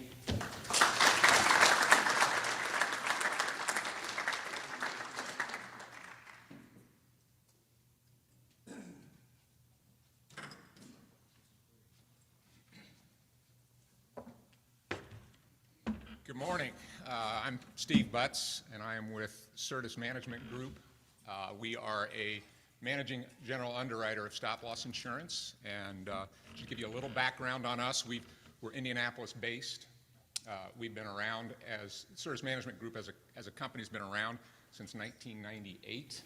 So we are, and I personally have been involved in underwriting stop-loss insurance for, this is my 34th year.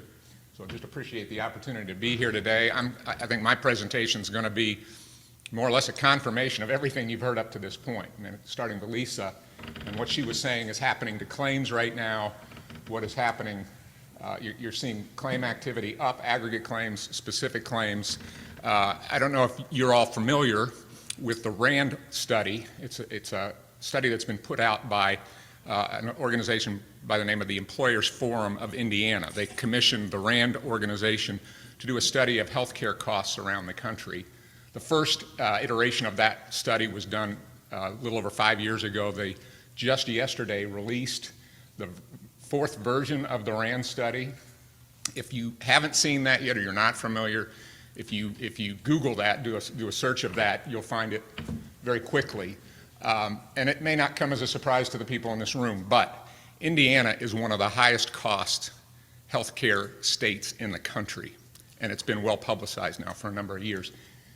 Specifically, Fort Wayne, Indiana, this market is amongst the highest cost healthcare areas in the country, and there's not a great explanation for that. When I tell folks that are outside of our industry that, they always ask me why, and there's not a good answer for it, really. But that's what we're seeing. So confirming what Lisa has shared about cost of claims specifically in Indiana, we're seeing those costs go up dramatically. There's probably a lot of reasons for that. You've heard about some of those reasons in this room, but what I want to share with you today is kind of how we evaluate, as the stop-loss carrier, we evaluate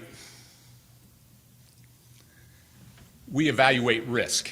And it's our expertise to be involved in pricing the stop-loss risk. We are creating through the stop-loss coverage the financial boundaries of the plan. It's through the terms of the stop-loss coverage that we are providing the maximum liabilities for any individual claim or on aggregate all the claims within the group. And I'm using a basketball analogy here because, as you can kind of pick up in the presentations that you've heard so far, this is, managing risk in a self-funded plan is really a team effort. There are a lot of folks involved. There's a lot of providers. There's a lot of vendors involved in managing the risk, from PBM to PPO network to pre-cert case management vendor to claim auditing to stop loss.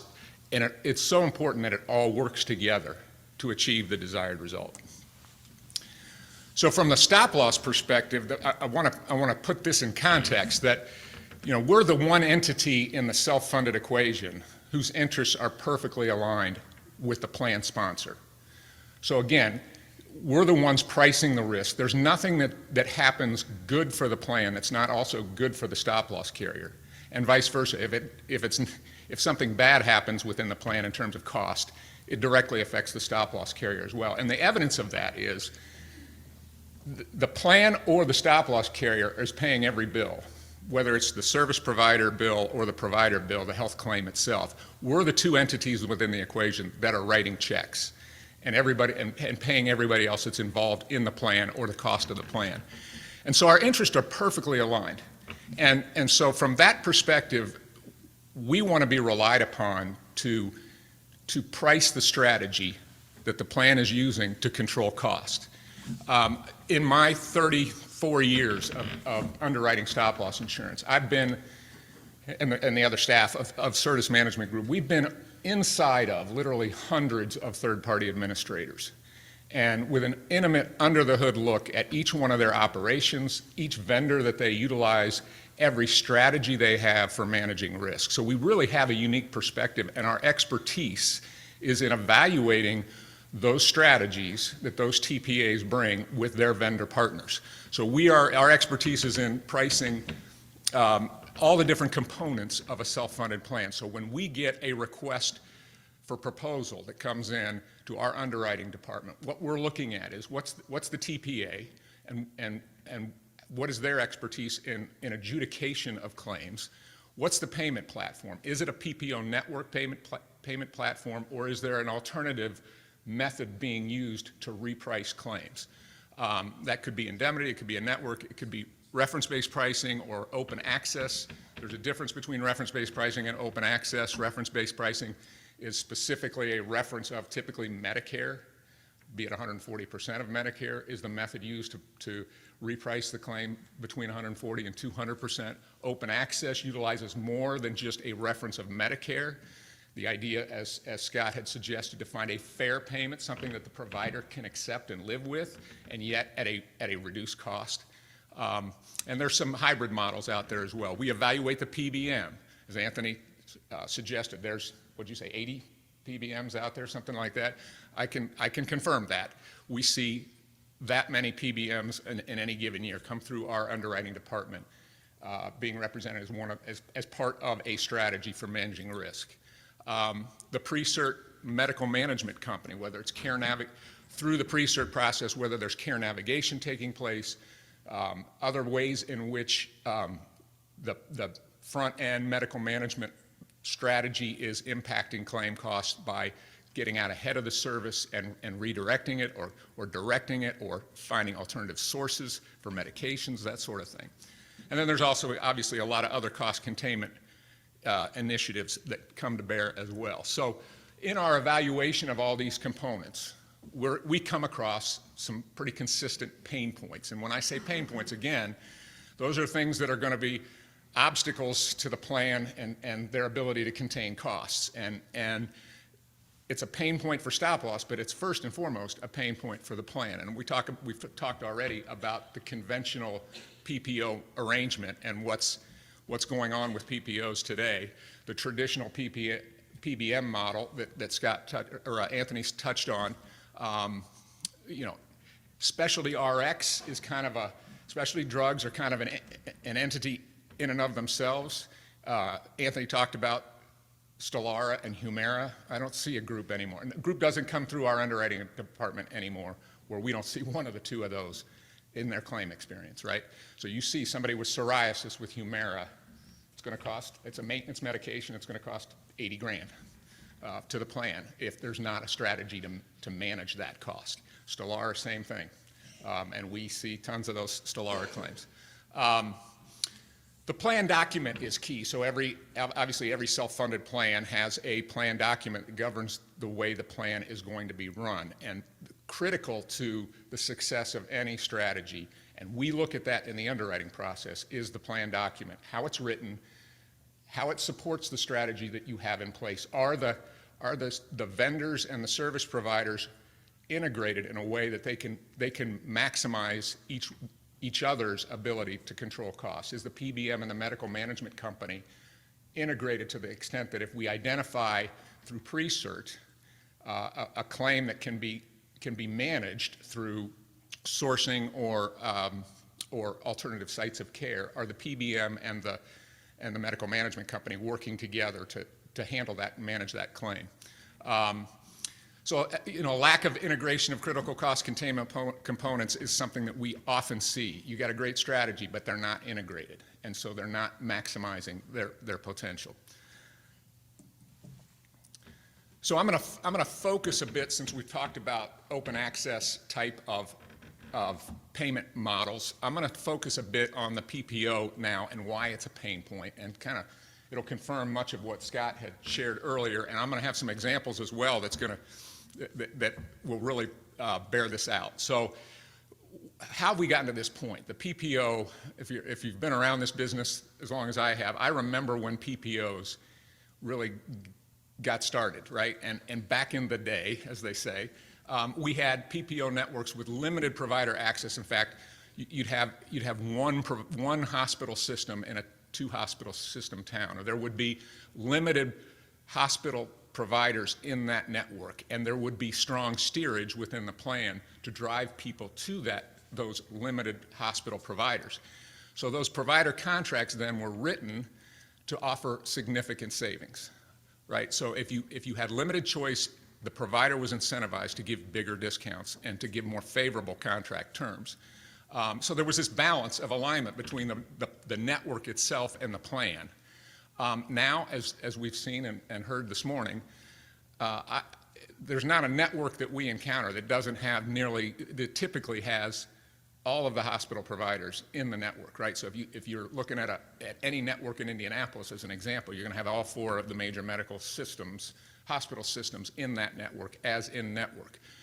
The provider contracting, as Scott has pointed out, in terms of prohibitions against audit or getting itemized bills so that you can properly adjudicate a claim, those are standard contract terms in most of the PPO contracts we see. So again, on a daily basis, we're evaluating PPO contracts. PPOs are sending their information, their data to us to evaluate so that we can determine, is there an underwriting credit that we can apply to for the use of that PPO network. So we see the inside nuts and bolts of those PPO contracts.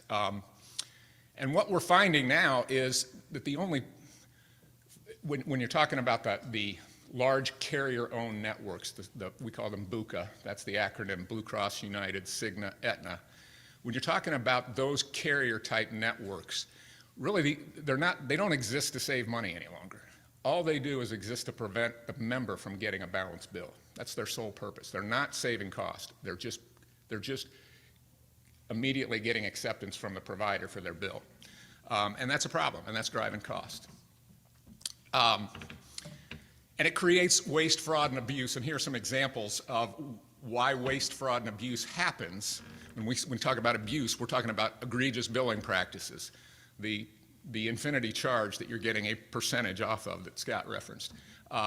So we routinely, Scott and I didn't get together on our presentations before this, but I can tell you we routinely are told when we have a large in-network or in-facility inpatient bill that we're not allowed to get, the TPA is not allowed to get an itemization, let alone medical records. So oftentimes, to do a proper adjudication of a claim, you actually need to know the medical records. There's an axiom in claim payment that states that if it's not in the records, it didn't happen.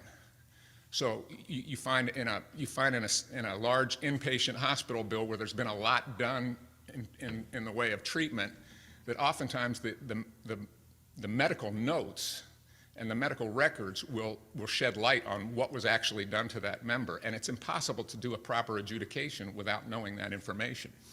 But yet we have PPO contracts that prohibit the payer from having access to those itemizations or those hospital bills or those medical records. There's a restriction in most PPO contracts for the application of any kind of a usual and customary benchmark to a claim. So you're required contractually to pay what the PPO allowable is without any reference to what might be usual and customary in that area for that service. So these are all contributing to waste, fraud, and abuse. Scott, what would you say your statistic was 91% of all claims? That's higher than what I found, but that's an accurate number. I mean, it's 8 out of 10 minimum, and probably more like 9 out of 10, that you can find mistakes, errors, or just problems with a hospital bill.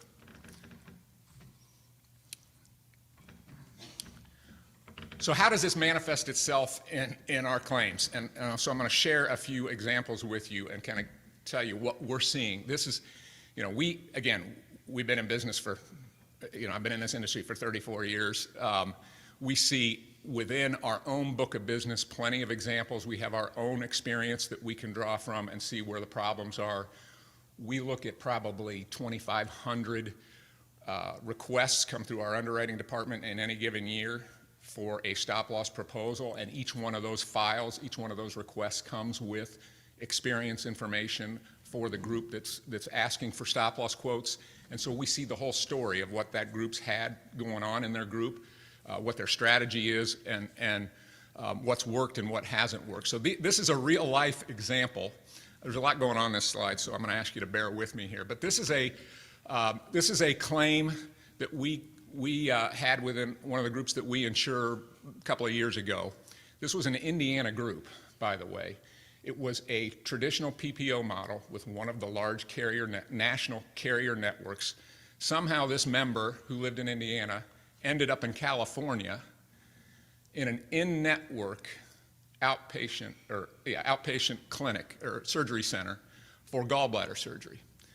So we get the TPA in this case submits the claim to us with, as Scott pointed out, a UBO4. That's the bill copy that we get, and that's the only thing we got with which to process the stop-loss reimbursement. The total facility billed charges just for the ambulatory surgical center and the operating room was $219,000 for a gallbladder surgery. Now, I don't know if you know anything about gallbladder surgeries, but that surgery is scheduled for less than 90 minutes, and in fact, with all the prep and recovery, they're in the operating room for less than 45 minutes, typically. And so the charge for the facility was $219,000. We had a 22% discount from the PPO. So the plan responsibility for that claim was $170,000 just to the facility, not the doctor, not the anesthesiologist, just the facility bill. So to give you an idea of what we see on a UBO4, again, these are just a list of revenue codes, and we had a revenue code for the operating room of $102,000.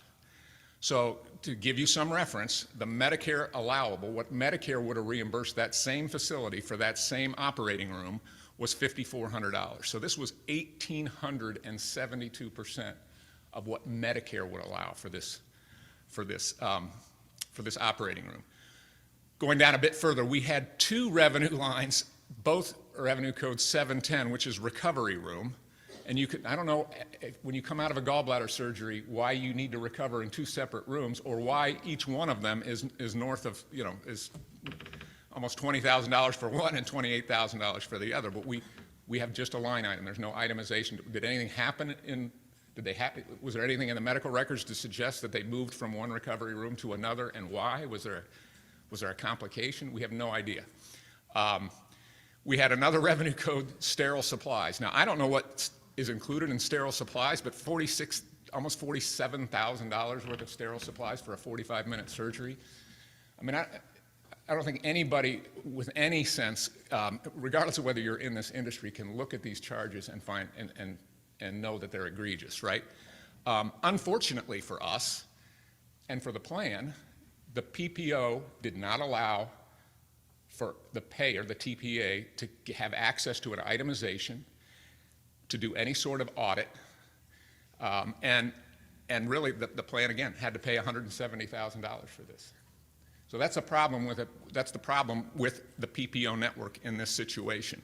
To give you a little bit of perspective, I don't think the doctors are the problems. So in this situation, the surgeon charge for this same gallbladder surgery was $1,838, which doesn't seem outrageous to me. I don't know about you, but the PPO discount on that one was 67%. So the physician, the surgeon on this deal got paid $605? $605. So again, what we're seeing is the physician charges are not typically the problem. It's more the facility charges. And that's borne out again in that RAND study that I spoke of. So the plan had no ability, because of their PPO network and the prohibitions against auditing or applying any kind of a usual and customary to these charges, they're stuck because of this PPO network. Here's another real-life example, a little bit different. Lisa mentioned infusions. So we often think about drugs strictly and specialty drugs when we're talking specifically as what comes through the pharmacy. But what we're seeing in coming through the medical plan are infusions. And if you think of oncology and cancer treatment, you probably know that the majority of the expense involved in cancer treatment is typically going to be chemotherapy. And those drugs are not dispensed out of a pharmacy. Those drugs are typically infused, right? And they have to be done, it has to be done so typically in a clinical setting, so in a doctor's office or in an outpatient setting. So that's what's happened here. We've got this claim. It was in Dallas, Texas again. It was a PPO network plan. But there was strong medical management. There was a strategy in place ahead of time to manage this cost. So the plan required that anything inpatient or outpatient service-wise had to be pre-authorized, pre-certified. So pre-cert call comes in. This individual was getting a drug by the name of Opdivo. It's widely advertised on TV. If you're watching a football game on Sunday afternoon, you may see an advertisement, somebody with a big smile on their face getting Opdivo. This individual's chemotherapy regimen was 6 treatments of infused Opdivo in a clinical setting. So the first billed charge comes in, and it is for $53,000. So again, to give you a reference, Medicare would reimburse $13,000 for that one cycle of chemotherapy. This person was going to get 6 cycles, so I'm having trouble reading, $321,000 at total for those 6 cycles if we go by billed charges. That is 400% of what Medicare would reimburse for that claim. And again, when we see that bill, you can kind of get a sense of it through this blurred vision here, but it is all markup on the Opdivo itself. The charge, the revenue code for the infusion charge, the administration of the drug, all seems very reasonable. Almost the entirety of this claim is made up of the drug and the markup on that drug. Lisa referenced, it's not uncommon to see a $5,000 drug marked up to $55,000. I mean, we see that day in and day out. So in this situation, because there was a strong medical management strategy, the medical management company, in conjunction with the broker and the TPA, worked behind the scenes to put in plan language that allowed for the plan to source the drug through the PBM and eliminate a significant amount of that markup. Now, that doesn't work with every network. As I said, there's a lot of networks that do not allow you to do that sort of cost management. There's providers that aren't going to allow you at times to source the drug alternatively. They're going to require, if they're administering the drug, that they be the source for that drug as well.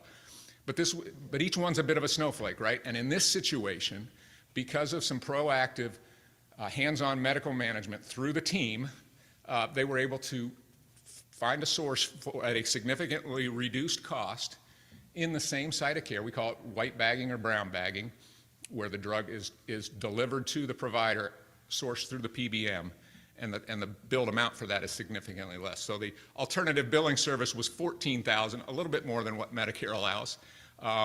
So the total for all of the infusions in this situation for all 6 was $87,000, which is 109% of Medicare allowable. It was a huge win for the plan and obviously for us as the stop-loss carrier. So the savings of alternatively sourcing that drug was $234,000. So again, I'm not going to suggest that works, that strategy works in every instance, but if you're in today's environment, you've got to have all hands on deck and turn over every rock and have the plan components in place that can jump into action to try and manage those claims. So amongst, we've already talked about all of these today, but these are kind of the things that we have. These are the tools in our toolbox right now, or the tools in the plan's toolbox to manage cost. And when we're evaluating risk and we're pricing our stop loss, we want to know, what's your strategy? Who are the vendors you're using? Again, Lisa spoke to the idea of having a very closely held group of service providers. You can't work with you can't have a great result working with 80 PBMs, right? You need to pick and choose your PBM. If you're not using a network platform, you're going to use an open access or some reference-based payment platform. you want to know that that vendor who's doing the repricing and advocacy around that repricing model has a great relationship and is integrated with the third-party administrator and all the other components of the plan as well. So we want to know that when we're pricing the risk, and we take all of that into consideration. Where we might give a 20% discount off of our terms as a generic PPO discount and from our manual base rates, we're certainly looking for ways to give more credit for a more integrated, comprehensive strategy. So again, my basketball background and analogy here, but the difference is really, one or two claims within a plan, and your ability to manage the really high cost claims, one or two of them can make the difference, significant dollar difference to your bottom line, to your EBITDA. So that's my 45-minute presentation condensed to 20 minutes. Is there anything, questions or any thoughts? Speak to how plan documents are written from an exclusion perspective compared to what you're seeing that's going on when people are using PPOs and those types of things. What do you mean from an exclusion perspective? Well, you've got exclusions in these ERISA plan documents that talk about we're not going to pay excessive charges, we're going to pay usual and customary, yet you're paying 1,800% of Medicare. What's your personal thoughts on that? Okay, the question is, for those virtual, is what are the plan document provisions that are important, I think, in terms of exclusions, or what we want to see in terms of a guardrail around maybe definitions of things that would not be covered or can't be covered past a certain point. Most of that takes place in what's called usual and customary. So there's different verbiage that's used in plan documents depending on who's writing the plan document. But it might be usual and customary, it might be reasonable and customary, it might be maximum allowable. And those are all essentially the same way of saying we're not going to pay more than what the average price is or what is considered usual in that market. So again, you see, when you have 4 hospital systems, as an example, in Indianapolis, Indiana, what's the average reimbursement? What's the average reimbursement across all their providers, all their line of business? What are they getting reimbursed by commercial self-funded plans? What are they getting reimbursed by the big fully insured network plans? What are they getting reimbursed by Medicare, Medicaid? And saying, okay, so what's usual? And it kind of becomes an average of that, right? So it's important for the document to reference some standard like that, right? In any given market, to say the plan is not going to pay, as a fiduciary, the plan sponsor is not going to pay more than what is usual and customary in that market for that service. So again, that plan language is uber important to give you the tools you need to push back against a provider that's egregiously billing. Is that kind of what you were getting at? Kind of. And so if the plan's paying 1,875% of Medicare, is that a liability for that plan? So if a plan is paying 1,800% of Medicare, yeah, I would say that's a liability. And again, you have a rub there. And you're hearing more and more in the news about fiduciary liability and the responsibility of the plan fiduciary in terms of managing plan assets. I would submit to you, yeah, it is a violation of your fiduciary responsibility to pay 1,800% of Medicare for anything. And again, the light is being shown on this. Somebody referenced the No Surprises Act. There is included in the No Surprises Act was a gag prohibition that essentially requires now providers, hospital systems, to provide an itemization, to provide what is needed to adjudicate a claim, prohibiting networks from contracting with providers in a way that includes a gag and prohibits the provider from giving an itemization or medical records or of any other information that allows for a proper adjudication of the claim. So, yeah, I do think more and more you're hearing about the fiduciary responsibility of not paying these claims that the networks are putting out. So. I have a question for you regarding that $200,000 gallbladder surgery. So you as an MDU or a carrier, are you left with just paying that claim? Yeah, I mean, we have a business decision to make, right? When we get presented with a claim that is clearly, by any layman's look, an egregious bill and unjustifiable, we underwrote the case knowing that who the PPO was involved. Obviously, it was an Indiana case, and we didn't expect to have a claim from California for a gallbladder surgery. We obviously would have viewed it differently if that was if we had known that could happen. But yeah, it was a difficult conversation, to answer your question and to your point about how important stop loss is and the relationship with your stop loss carrier, because the poor plan sponsors in harm's way there. They've got a contract with the PPO network, and I'm sure that again, it was a national carrier-owned PPO network, and I'm sure they're breathing down the TPA's back and the plan's back. You have a contractual relationship with our PPO. You have to abide by the terms of our PPO. We're certainly going to suggest again, the plan sponsor has a fiduciary responsibility to challenge and push back and negotiate beyond that network. I think that's that responsibility is being acted on more and more today, to your point about having to manage these claims and again, having the stop loss carrier whose interests are perfectly aligned with the plan sponsor. It's not in the plan's best interest to pay that claim any more than it's in our best interest to pay that claim. It becomes part of their experience, part of their story, part of their rating from that day forward. So I don't know if that answers your question, but It does, and I asked, and I wholeheartedly agree with you that you should have paid the claim right, because underwriting, it went whatever network it was. But I guess the point is, to everybody in the room, everybody wants to shop price on stop loss, and you can get stop loss for 5% less from carrier B, whoever it is.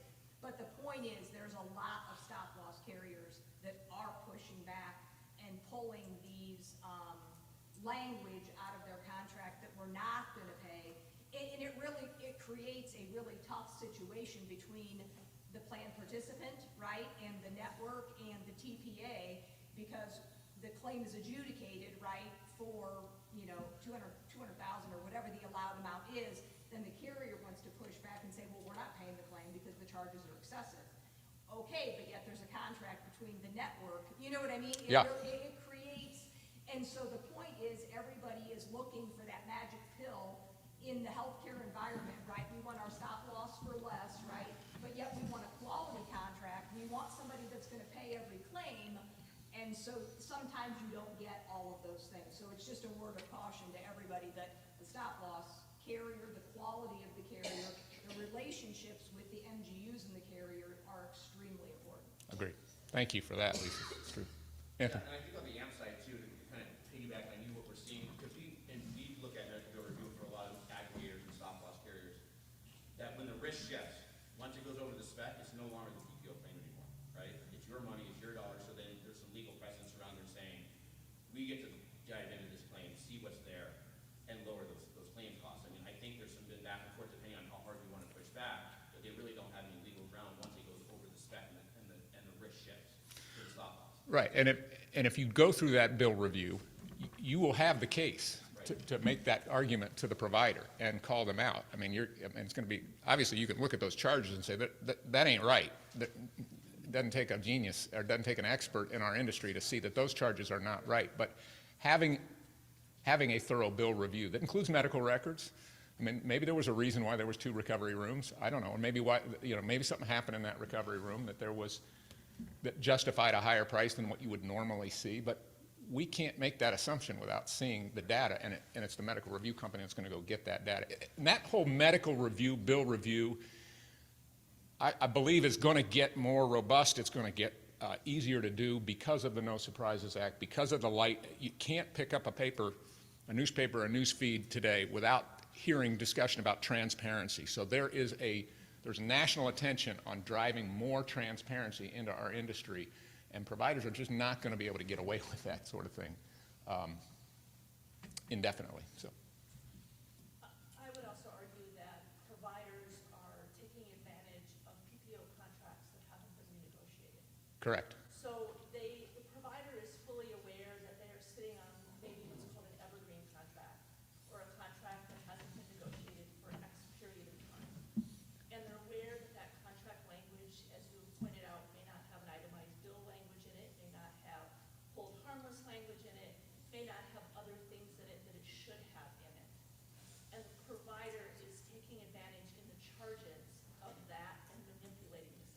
Agreed. And historically, if you go back to the beginning of network contracting, and whether this is a PPO contract or a direct contract that's negotiated between the plan and a given hospital, historically, those agreements, those contracts were written on a percentage off bill basis. So in other words, we have the provider has a charge master, and the contract is for a percentage discount off of that charge master.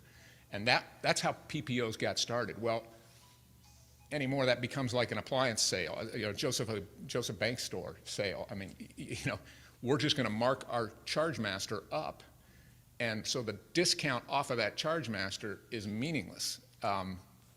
So we're seeing a movement towards utilizing more fixed cost pricing or more references, reference-based pricing, references to Medicare or other benchmarks in the contracting methods that networks have with their providers. So again, I think to your point, the evergreen clauses, those exist, again, more predominantly in the large carrier networks.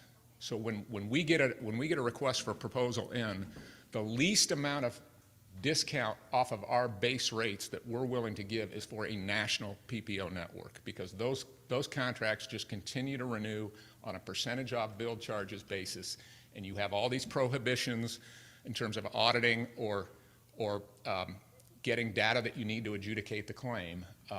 We can't give a discount for that type of arrangement. It doesn't warrant that. So where we are seeing success, though, is in more regional networks. Here in Indiana, Encore is a great example of that. There's other networks that are regional networks, or where there's a direct contracting component to your plan, where the plan has had somebody come in and directly negotiate a contract with a given provider. We want to see those contracts, and we want to break them down and see, what's the payment philosophy? Is it percentage off bill? Is it a fixed cost? And there's significant underwriting discounts for the latter.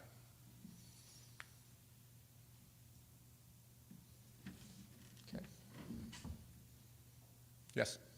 Using your earlier reference of the average pricing between the 4 Indianapolis hospitals and here, the 2, eventual 3 hospitals here, what is your best source to determine what that average pricing is? Well, an organization like AMPS, I mean, there's databases that we have our own proprietary historical claim database. We buy databases to make that subset bigger. There are bill auditing companies that have their own databases. So the data is out there. We have various sources that we can use to acquire that data to do a benchmark of usual and customary. It's not hard to find.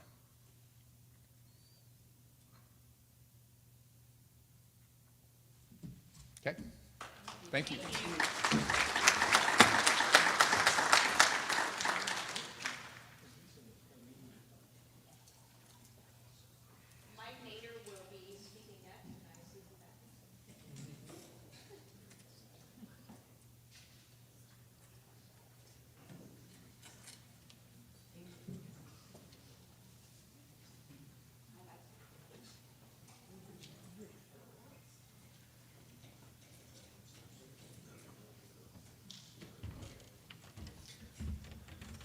Sure. I always got to be the last one to finish this stuff up.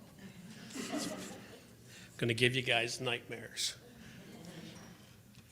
Actually, what we're here to do today is talk about just a HIPAA or ERISA refresher, and also some pitfalls that we see with self-funded health plans, fully insured health plans.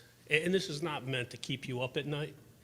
It's meant to get you to think about your practices and procedures. A lot of you have heard me talk before. Long ago, I played hooky. I was comp and benefit manager for Essex Wire. And so I went from the legal side, drafting their plans, to the HR side, administering the plans. And for all the HR professionals in here, you have my empathy. It is a really hard job. And it's stunning how complex some of the issues are. And you're trying to help the employees, but you're also trying to make sure you comply with the terms of the contract.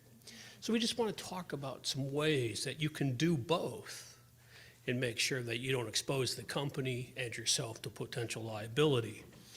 I've got a half hour. We're going to go pretty quickly. And if you have any questions, feel free to raise your hand, ask me any questions. Of course, you're in front of your peers, and so you raise your hand and say, I did this yesterday, was it legal? I understand that you might not want to do that.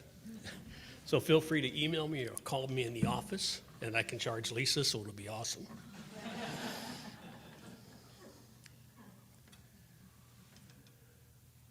So on the ERISA refresher, and again, we've got a mixed group of brokers, and employers in this.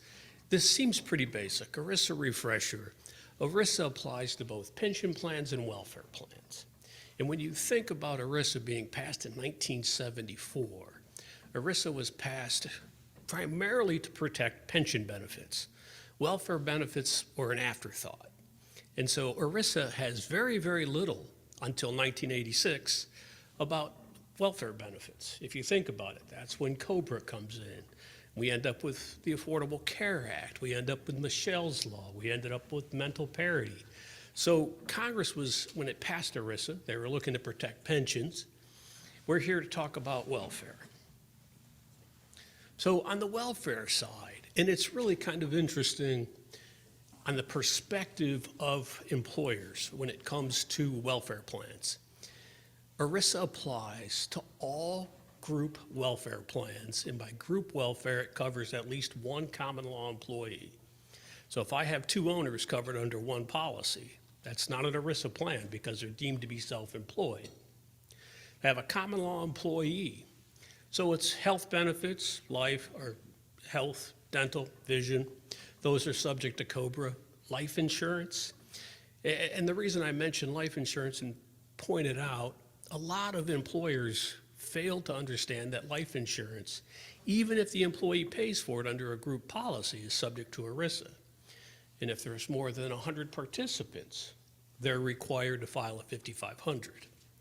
And so I can't tell you how many late 5500 filings we've had to correct because long-term disability, severance benefits. When you think about welfare benefits, it's pretty expansive.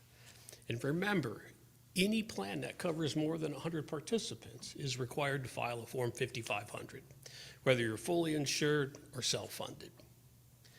Now, one of the key things that I've heard is to have someone say, well, we're fully insured, we're subject to Indiana state law. That's true. There's a savings clause in ERISA that says a fully insured product is subject to state insurance laws, but you're still subject to ERISA, right? So now we have ERISA at the federal level, it's state law on a fully insured product. On self-funded plans, self-funded medical, the state does not regulate self-funded medical. They can regulate the TPA, proclaim, but they can't regulate the plan itself. When you think about welfare plans, some of the ones that appear to be welfare plans aren't. And so health savings account. And to the extent that you sponsor or you have a high deductible health plan that offers health savings accounts, especially if you have employer contributions, what I always recommend in any material describing HSAs is that the employer makes no guarantees or representations regarding the tax consequences of this benefit. You are responsible for determining your own eligibility. You can tell I've drafted that sentence once or twice.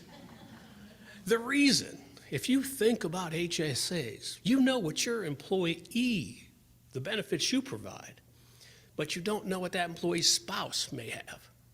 So if that employee's spouse is subject to a health reimbursement account or a medical flexible spending account, that can disqualify that employee from the HSA. You have no clue what the spouse's benefits are. So you don't want to take responsibility. And the IRS has not audited HSAs, but one of these days when they hire 10,000 new IRS agents, they're going to start knocking on doors for fringe benefits. So if you have an HSA, make sure you put that caveat. And it sounds like a lawyer wrote it, but that's okay. And the other thing you do is you bury it at the end because no one ever reads the end of the document. That was one of the tricks I learned when I was at Essex. I didn't want to put it on the last page because people would read the last page. Second to the last. That's the best advice you'll get all day. Vacation benefits, vacation pay, those are payroll practices. The key is when you're thinking about ERISA on your welfare plans, always have in the back of your head, does ERISA apply? To the extent that you're a governmental entity, whether you're a city, a town, a school, library, governmental entities are exempt from ERISA. You may think that's a good thing. I actually think ERISA protects employers because if they ever get sued, no punitive, no treble, no jury trial. ERISA, when used correctly, is pretty important. Top hat plans is a type of pension. And then, as I mentioned, common payroll practices. There's always an issue whether short-term disability is a payroll practice or a severance plan. The Seventh Circuit, that's the federal circuit that governs our state, basically has held that short-term disability is a payroll practice, not subject to ERISA. A fully insured short-term disability, probably subject to ERISA. Before I talk about fiduciary and non-fiduciary, and again, I'm going quickly because of the time, but any questions on ERISA application? It's gotten more and more complex, obviously. And remember, when you're dealing with ERISA, you're also dealing with the tax code. And so you have two agencies, the Department of Labor and the Internal Revenue Service, coming together and really gumming up the law. It's great for lawyers, terrible for employers. So on fiduciary and non-fiduciary acts, I want to touch on this very quickly. And I heard the prior speaker talk about being a fiduciary. It's important for employers, and with respect to the brokers in the room, for the brokers consulting with their employer, as to when you're acting as a fiduciary and when you're acting as settlor. And so under ERISA, you have to think of your welfare plan as a separate entity. A health plan, a life insurance plan, a 401k plan is its own silo. It can sue and be sued. So it's separate and distinct from the employer. As the employer creating the plan, it's called settlor. As the settlor, the employer operates with no fiduciary obligation. So if I decide to amend my health plan and put a treatment limit of $200,000, I do so as a settlor. So I'm not subject to fiduciary duties, because when you think about fiduciary duties as a fiduciary, your exclusive interest is to act in the best interest of the participants and beneficiaries. So if I'm a fiduciary, I have a hard time taking an action against my employees, against my members. And so it's very important when you're talking about plan amendments, and I'll put this in emails when I'm talking to clients, I'm sending this to you as settlor and not any fiduciary capacity, because I don't want a participant, more likely a plaintiff's lawyer, to challenge whether or not as a fiduciary I acted in the best interest of the participant. And so thinking about amending a plan, terminating a plan, reducing benefits, those are all settlor functions. If you have a benefit committee, I have a number of clients where they keep telling me the benefit committee makes the decision whether the plan should be amended. The committee as plan administrator is a fiduciary, and that could create conflict. So I always make sure that the company's board of directors or an officer has the right to amend the plan, not the fiduciary committee. Does that make sense? Sounds simple, but it's amazing how often it gets, the waters get muddied. With respect to fiduciary actions, as a general rule, and Lisa will tell you this, it's in the contract and I've drilled it into her head, TPAs are not fiduciaries. They're not the plan administrator. They process claims in accordance with the plan. Your brokers generally aren't going to be fiduciaries. The employer, as plan administrator, is a fiduciary. So the company's going to have two hats on, right? It's going to have the hat on as settlor, the sponsor. It's going to have the hat on as plan administrator. Plan administrator is a named fiduciary under the plan. Now, a key aspect of a fiduciary action that's going to come up with the folks in this room, you have to administer the plan in accordance with its terms. Your biggest fiduciary act is probably deciding appeals. And a lot of employers that I've dealt with on self-funded plans, when I go to them and say, we have a high-dose chemo, it's experimental, it's been appealed, you have to decide the appeal, you, the company. And the first question is, why do I have to make that decision? I don't want the life and death decision on my plate. As plan administrator, almost all of your plans, unless you've delegated it to a FIA or to an ELAB, almost all of your self-funded plans put the appeal-making process at the committee level or at the plan administrator level, which is the company, and the company acts by its board of directors. So one of the things you may want to think about when you go back to your office or the brokers when they talk to their clients, look at the plan. I mean, ask yourself right now, do I have a clear sense in my head who decides appeals in my company? And then make sure you document it. And if it's a committee, that's great. But a lot of times it'll say a committee and it's like one person making a decision. And the plaintiff's lawyers are really picking up on this. They're picking these little procedural issues apart. And they're saying this wasn't a fair appeal because the wrong person decided it. So always be careful. And again, as you decide appeals, you can decide an appeal against a participant. You have to follow the terms of the plan. If the plan says that the appeal is denied, so be it. But you have to be careful. This is where, on the appeal level, your role as settlor and your role as plan administrator starts to get muddied. And to give you an example, I've had a case before where the claim comes in and the owner of the company says, I don't want to pay that claim, I don't like that guy. And I am not kidding you. Nobody in this room. And the statute of limitations is run. But he's got his hat on, right? He's thinking he's got a $200,000 claim that's going to come out of the owner's pocket.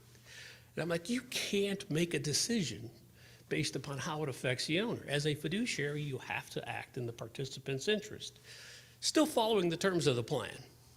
So it happens over and over where people will call me up and say, hey, I got this guy with cancer. I got to fire him. I'm like, oh. People wonder how come I have these widow peaks. It's like, oh.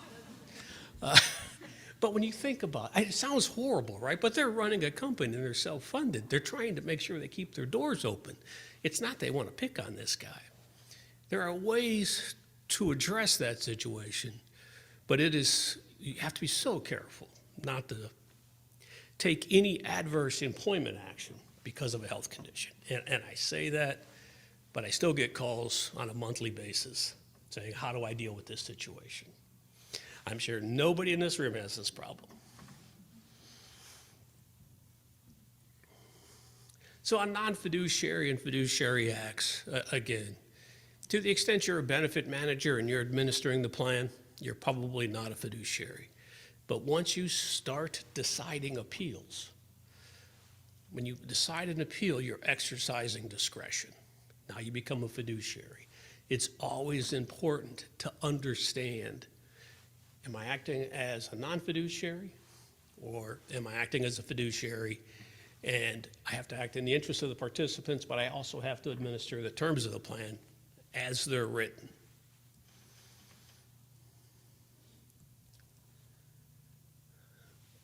So oops, I better skip past that one because I got the wrong name in there. With respect to who's a fiduciary, we're dealing with the plan administrator. Again, every ERISA plan has a plan administrator. By default, it's the employer. So the ERISA defines plan administrator as the employer, unless the employer designates another party. So it could be a committee. The key is you want to make sure you know, on your 401k plan, do you have an investment committee? Do you have an appeals committee? Those are fiduciaries. And to the extent that you're a fiduciary, another homework assignment is to go back to your, whoever's handling your E&O coverage and make sure you have fiduciary coverage. It's not that expensive, right? I'm on our firm's committee. We have fiduciary coverage. It's not the exposure to the claim, it's the defense costs. It's the lawyers who are expensive. So one of the things you want to check, do we have insurance covering fiduciaries? And a lot of times somebody will say, oh yeah, we have that fidelity bond, it's 10% of the assets. That's a fidelity bond. That's different from fiduciary coverage. So if you're a fiduciary or you think you're a fiduciary, make sure you have that coverage. It's key. One other aspect I always like to bring up, as a lawyer, we live and die by attorney-client privilege, right? We get to say all kinds of things and no one can get to it. It's awesome. I got noticed up for a deposition one time, long ago. And that's when I found out about the fiduciary exception to attorney-client privilege. So if I'm giving advice to a company on an appeal, and it's an appeal committee and they're acting as a fiduciary, there's a fiduciary exception that says the appeal committee is acting as representatives of the participants, and therefore attorney-client privilege doesn't apply, not until litigation's initiated. So when you're talking to your lawyer and you got a sticky situation on appeal, you either got to make sure you're talking to that lawyer as set law, which is why I put that in my emails, or if as a fiduciary, be careful what you put in writing. And I can't tell you how many times I say a month, don't take notes. And it's not that we're going to break the law, right? It's just that I can't control what somebody puts down in their notes. Someone might say, Mike Netter said we could screw this guy. I may have said that in jest. I would never say that about a participant, maybe Lisa. Sorry, I keep picking on you. But I can't control what people write down in notes. And so I always tell folks, be very careful. That's what I tell my kids. If you don't want to read about it in the paper, don't put it in an email, don't put it in notes. And I would say that we got about half brokers, half employers. Be very careful when you communicate between broker and employer. There's no privilege, and it is stunning how many times I've seen brokers or employers put in an email, I need to deal with this cancer patient. We need to find a reason to fire him. We need to find a reason to rescind his job offer. It's stunning what people will put in an email, voicemail, text messages. You hit delete, those things don't go away, right? I mean, heck, Bill Gates found that out, and he ran Microsoft. So just be careful, especially with the fiduciary exception, but also how you communicate with each other in the company and or with your brokers. Okay, good. Privilege. So pitfalls. And I only say these are pitfalls because these happen far too often. And it's a matter of if you give a little thought about problems that you face, you can generally mitigate or eliminate the risk. It's the ones that you're not paying attention to that creep up, and the ones that are what I always call no good deed goes unpunished. And by that I mean you're trying to do the right thing for an employee, and you're making an exception under your policy, and it's going to come back to haunt you. Again, as Lisa said earlier, stop-loss carriers, MGUs, managing general underwriters, they're looking for reasons to deny a claim under the terms of their policy. But it's amazing some of the things that we've had to deal with over the past couple of years. I represent a number of TPAs and a number of employers, and we've had to push back on these claims. We'll talk about some of them. Mental parity analysis, this is a nightmare. So this came in Consolidated Appropriations Act of 21, passed in December of 2020. Mental parity has been with us for years. the Department of Labor has been auditing self-funded and fully insured plans to determine mental parity compliance, basically stating if you offer mental nervous benefits, they have to be equal to, on parity with, your medical benefits. And so, in what I would call the old days before mental parity, it wasn't uncommon to say, you have unlimited stay at the hospital, but you only have 10 days at a mental nervous facility. Because there were some abuses in mental nervous back then, right? They would keep you for the 10 days and then say you were cured. I hope there are no mental nervous facilities in here. Yeah. So on the mental parity analysis, all employers were required to conduct an analysis last year that showed the health benefits and the parity benefit, or the mental nervous benefits, were in parity. And when I first looked at it, I'm like, well, that's easy. Let's look at the plan document, and yeah, I apply equal treatment to both. Then I got brought into the first DOL audit. It was one of the networks. It's stunning how detailed the Department of Labor gets in the mental parity analysis. To a point, they were asking the employer, how does the network credential its doctors? How do they negotiate how much a mental nervous doctor gets versus a medical doctor? Demonstrate by showing us how much reimbursement each type of provider gets that you're in compliance. I mean, what they went into the weeds is truly amazing. Now, the DOL by law was required to audit 20 employers. They audited more. And their summary to Congress was no employer completely applied or complied, which is go figure. So, the Department of Labor is setting an impossible standard. And they're just nitpicking. I was on an audit for an employer's plan where the agent got hung up on a 6-month smoking cessation course, the benefit that was offered by the plan. And the agent kept saying, there's no other 6-month limit on medical benefits. That's a violation of mental parity. And I'm like, are you kidding me? Oh, no, you have to go back and show us all the claims that you denied because of smoking cessation. It is a lot of times it's trying to find answer that doesn't exist. It's like, how do I prove that we didn't deny a claim for mental, for 6-month cessation? It was the most irritating thing, and we finally just kind of dragged it out long enough the DOL went away. With respect to your plans, as you're thinking about renewal or putting in limits, be very careful of mental nervous parity. Lisa and her group can help, but as I tell them, this is an employer responsibility. And to the extent that the analysis has to be done, you should at least have that conversation with your broker, with Lisa, with your benefit lawyer. The provider, the networks will help. The one audit was Cigna, and they came in and they provided all kinds of analysis for us. But if you ever get pulled into an audit, be very careful. You just can't give a flippant answer, which I was hoping would be the case. But after what I've seen from the DOL, it's not. Anybody been under a DOL audit lately? Unfortunately, they're auditing more and more health plans, self-funded and insured. And I've got one that's going on 3 years right now, and it's they just keep finding new things to ask about. Every time you think you get almost done, they bring up something else. ACA pay or play. I always bring this up. A couple of years ago, Congress removed the individual limit. The employer mandate for 50 full-time equivalents still applies.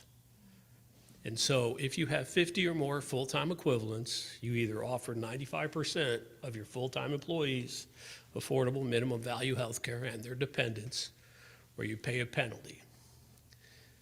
Has anyone in here received it's called a 226J letter? It's an assessment from the IRS that says, we've gone through your filing. You're smiling. I'm sure you've seen them. We've gone through your filings. You don't offer 95% of your employees. My first one of these letters was an $11 million penalty because it was 6,000 employees. $11 million. I should have taken it on contingency. We got it reversed because they filled the form out wrong. They checked the box that they didn't offer health care, which they did. So we got it taken care of. But pay or play, it's been around, 2014. It actually went into effect in 2015. Ask yourself in this room, and again to the brokers, to the extent that you have clients above 50 full-time equivalents, are you following your measurement period? Are you following your stability period? Have you identified your full-time employees? And a lot of clients are getting sloppy on it, right? They just kind of, whoever has coverage, that's who they give their forms to. Be very careful. Again, if the IRS starts auditing this and they start seeking information, it's important to have records. The other piece of it, to the extent that you have 50 or more full-time equivalents and you file the 1094C and the 1095C, if you fail to file, you forget. You acquire a company or you sell a company and no one files it. The IRS is now sending out penalty letters. And they'll send out a penalty letter for failing to file the 1094, and they'll file one or send one for not sending the 1095. And I've got about 3 of these pending with the IRS recently. There's no way to eliminate it. All you can do is you can ask the IRS to reduce it or abate it, it's called, for good cause. And I've got 3 of these pending with the IRS. Their offices out of Oregon. Be very careful. If you're buying and selling companies, this is one of the due diligence that a lot of corporate lawyers aren't picking up on, right? So you've got to make sure, because it's at $200, $250 per person for failing to file. That penalty gets up there very, very quickly. And I don't know how the IRS is going to respond when it comes to asking to eliminate or reduce the penalty. Like I say, I have 3 of them pending. And the employers forgot to file it. So it's really a nightmare. The other piece, be careful of your controlled groups. I just went through an analysis. They had changed ownership. The parents and their 3 kids, they changed ownership in 2018. And what used to be single employers, all of a sudden became a single employer control group, 5 companies. And so now all of a sudden, instead of having 5 separate companies to determine if you comply with ACA, you have a single employer that encompasses all 5. So, give you a different way, if each of those 5 had 20 employees and they're individual employers, they're not subject to pay or play because they're all under 50 full-time equivalents. As soon as they become a control group, they get all added together. Now I have 100 employees.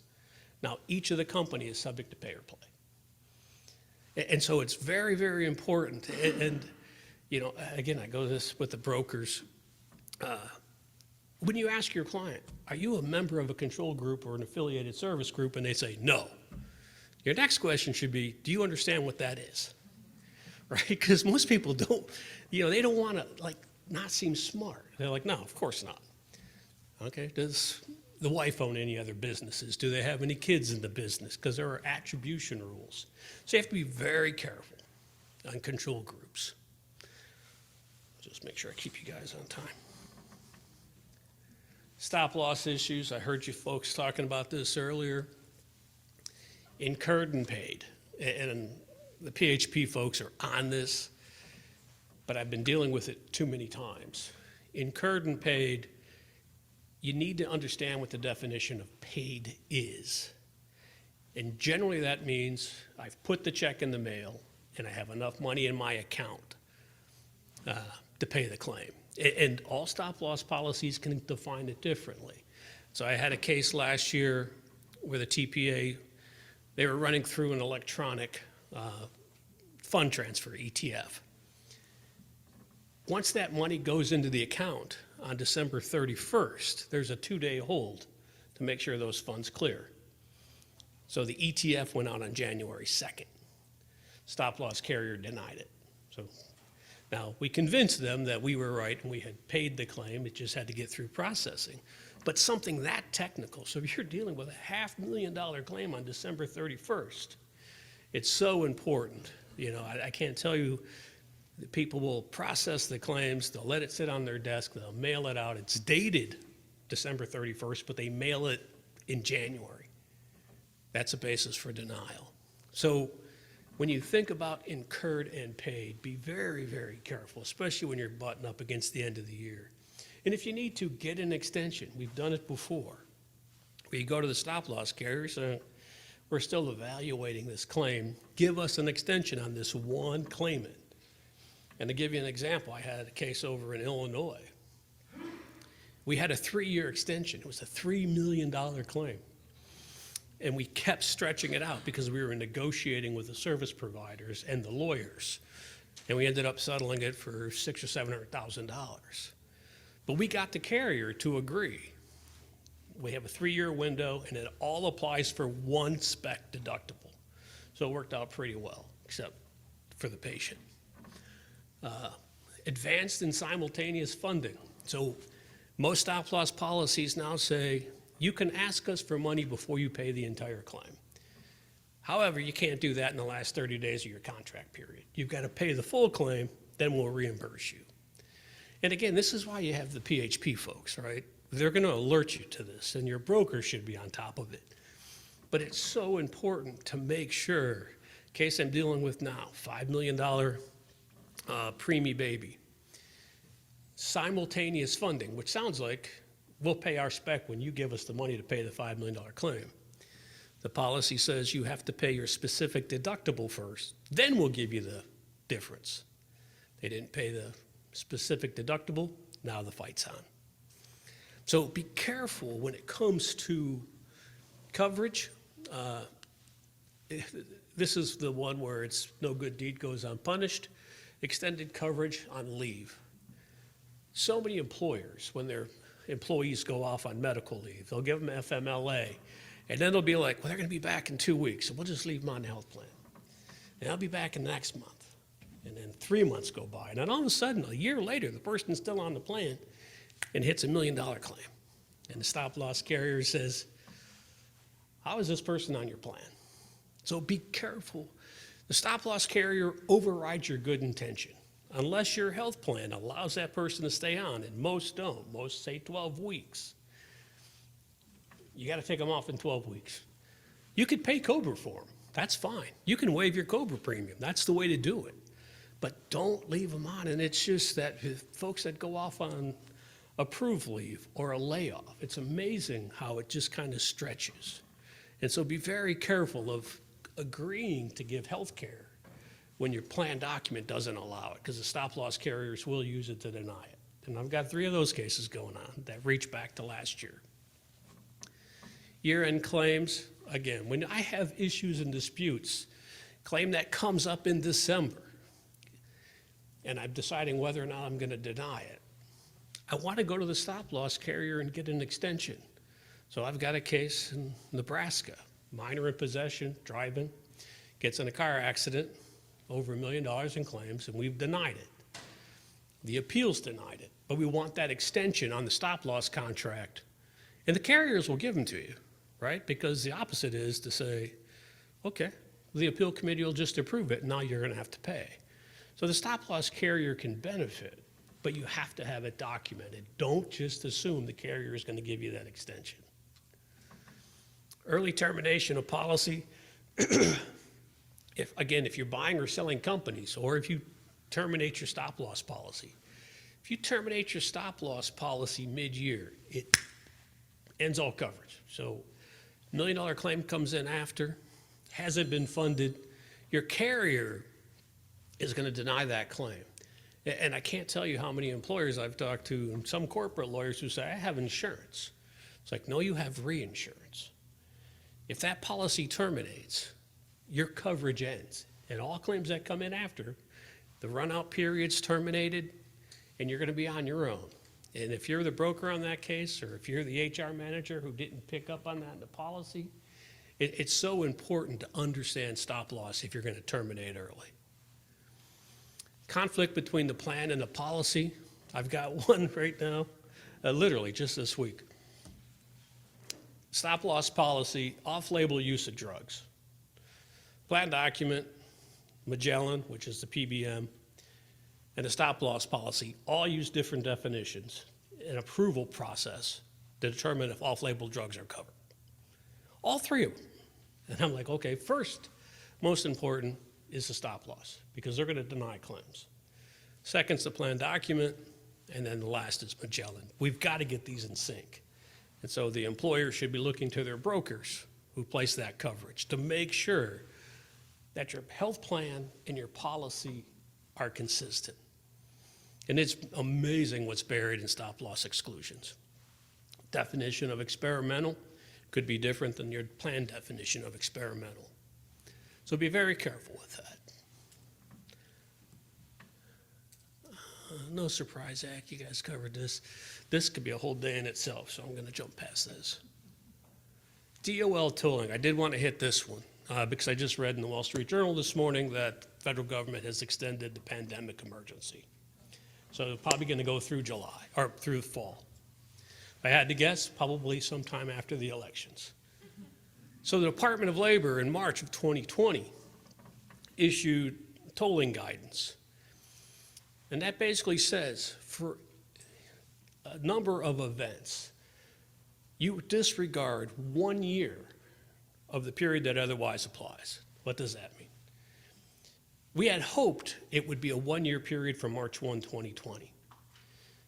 In February of 2021, the DOL clarified and said, oh no, it's 1 year from the date of the event. So if you think about that, the tolling, the 1 year tolling applies each and every time a COBRA notice is due. A special enrollment event gives rise. And so if I send somebody a COBRA notice today, normally they have 60 days to elect. Now they have a year and then 60 days.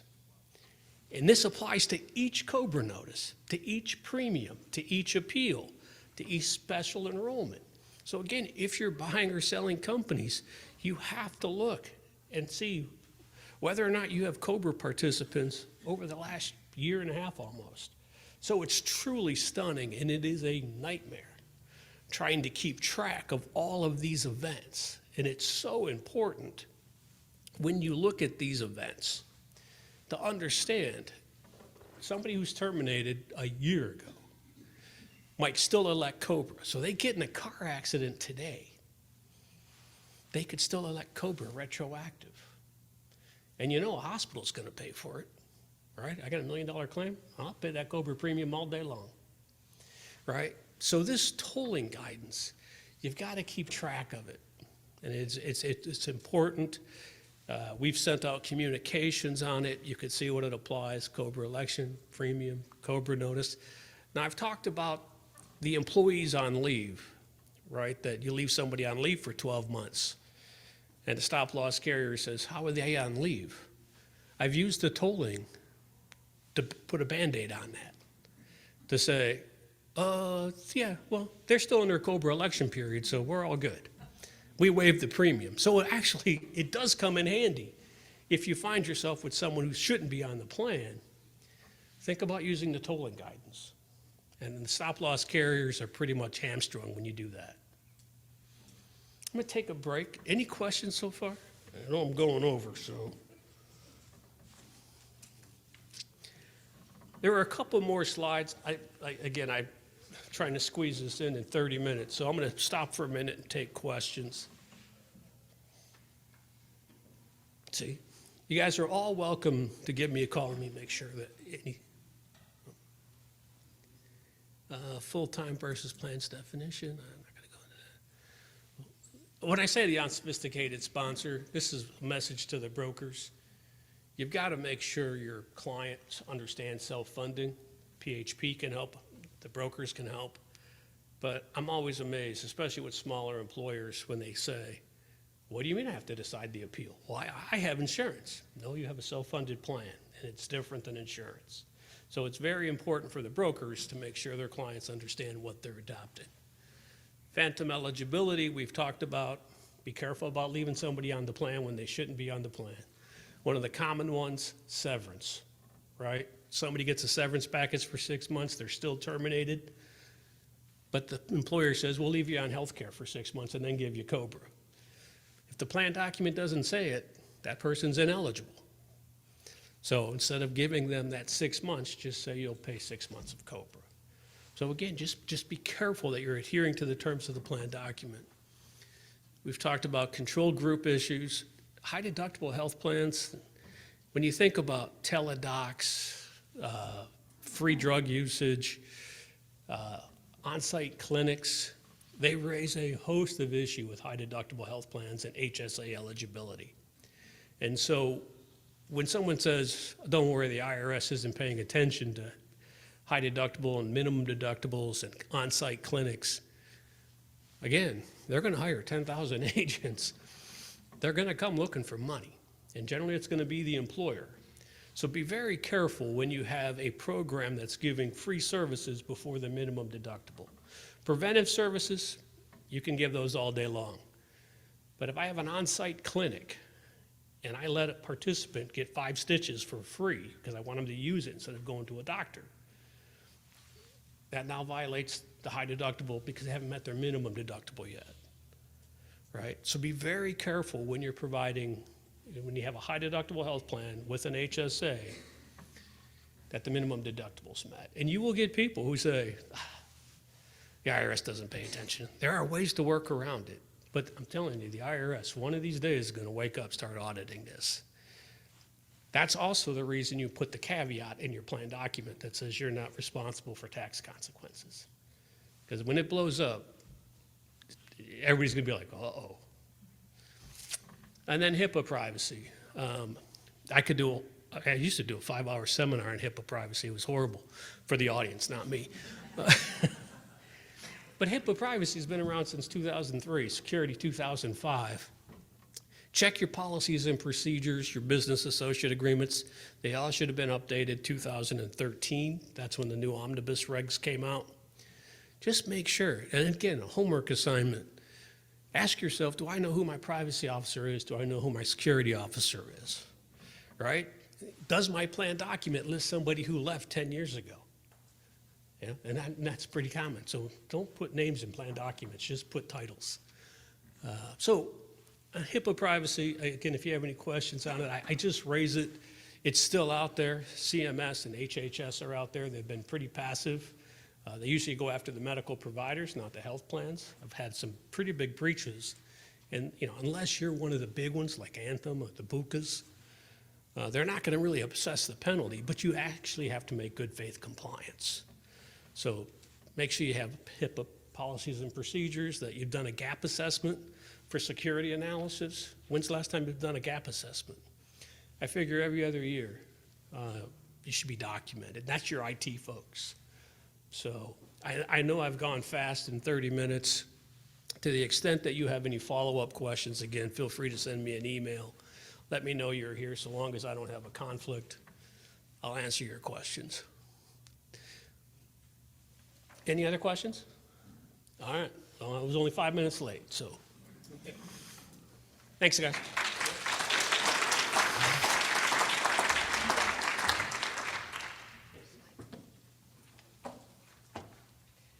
That concludes the program. Thank you very much for attending, and have a great afternoon.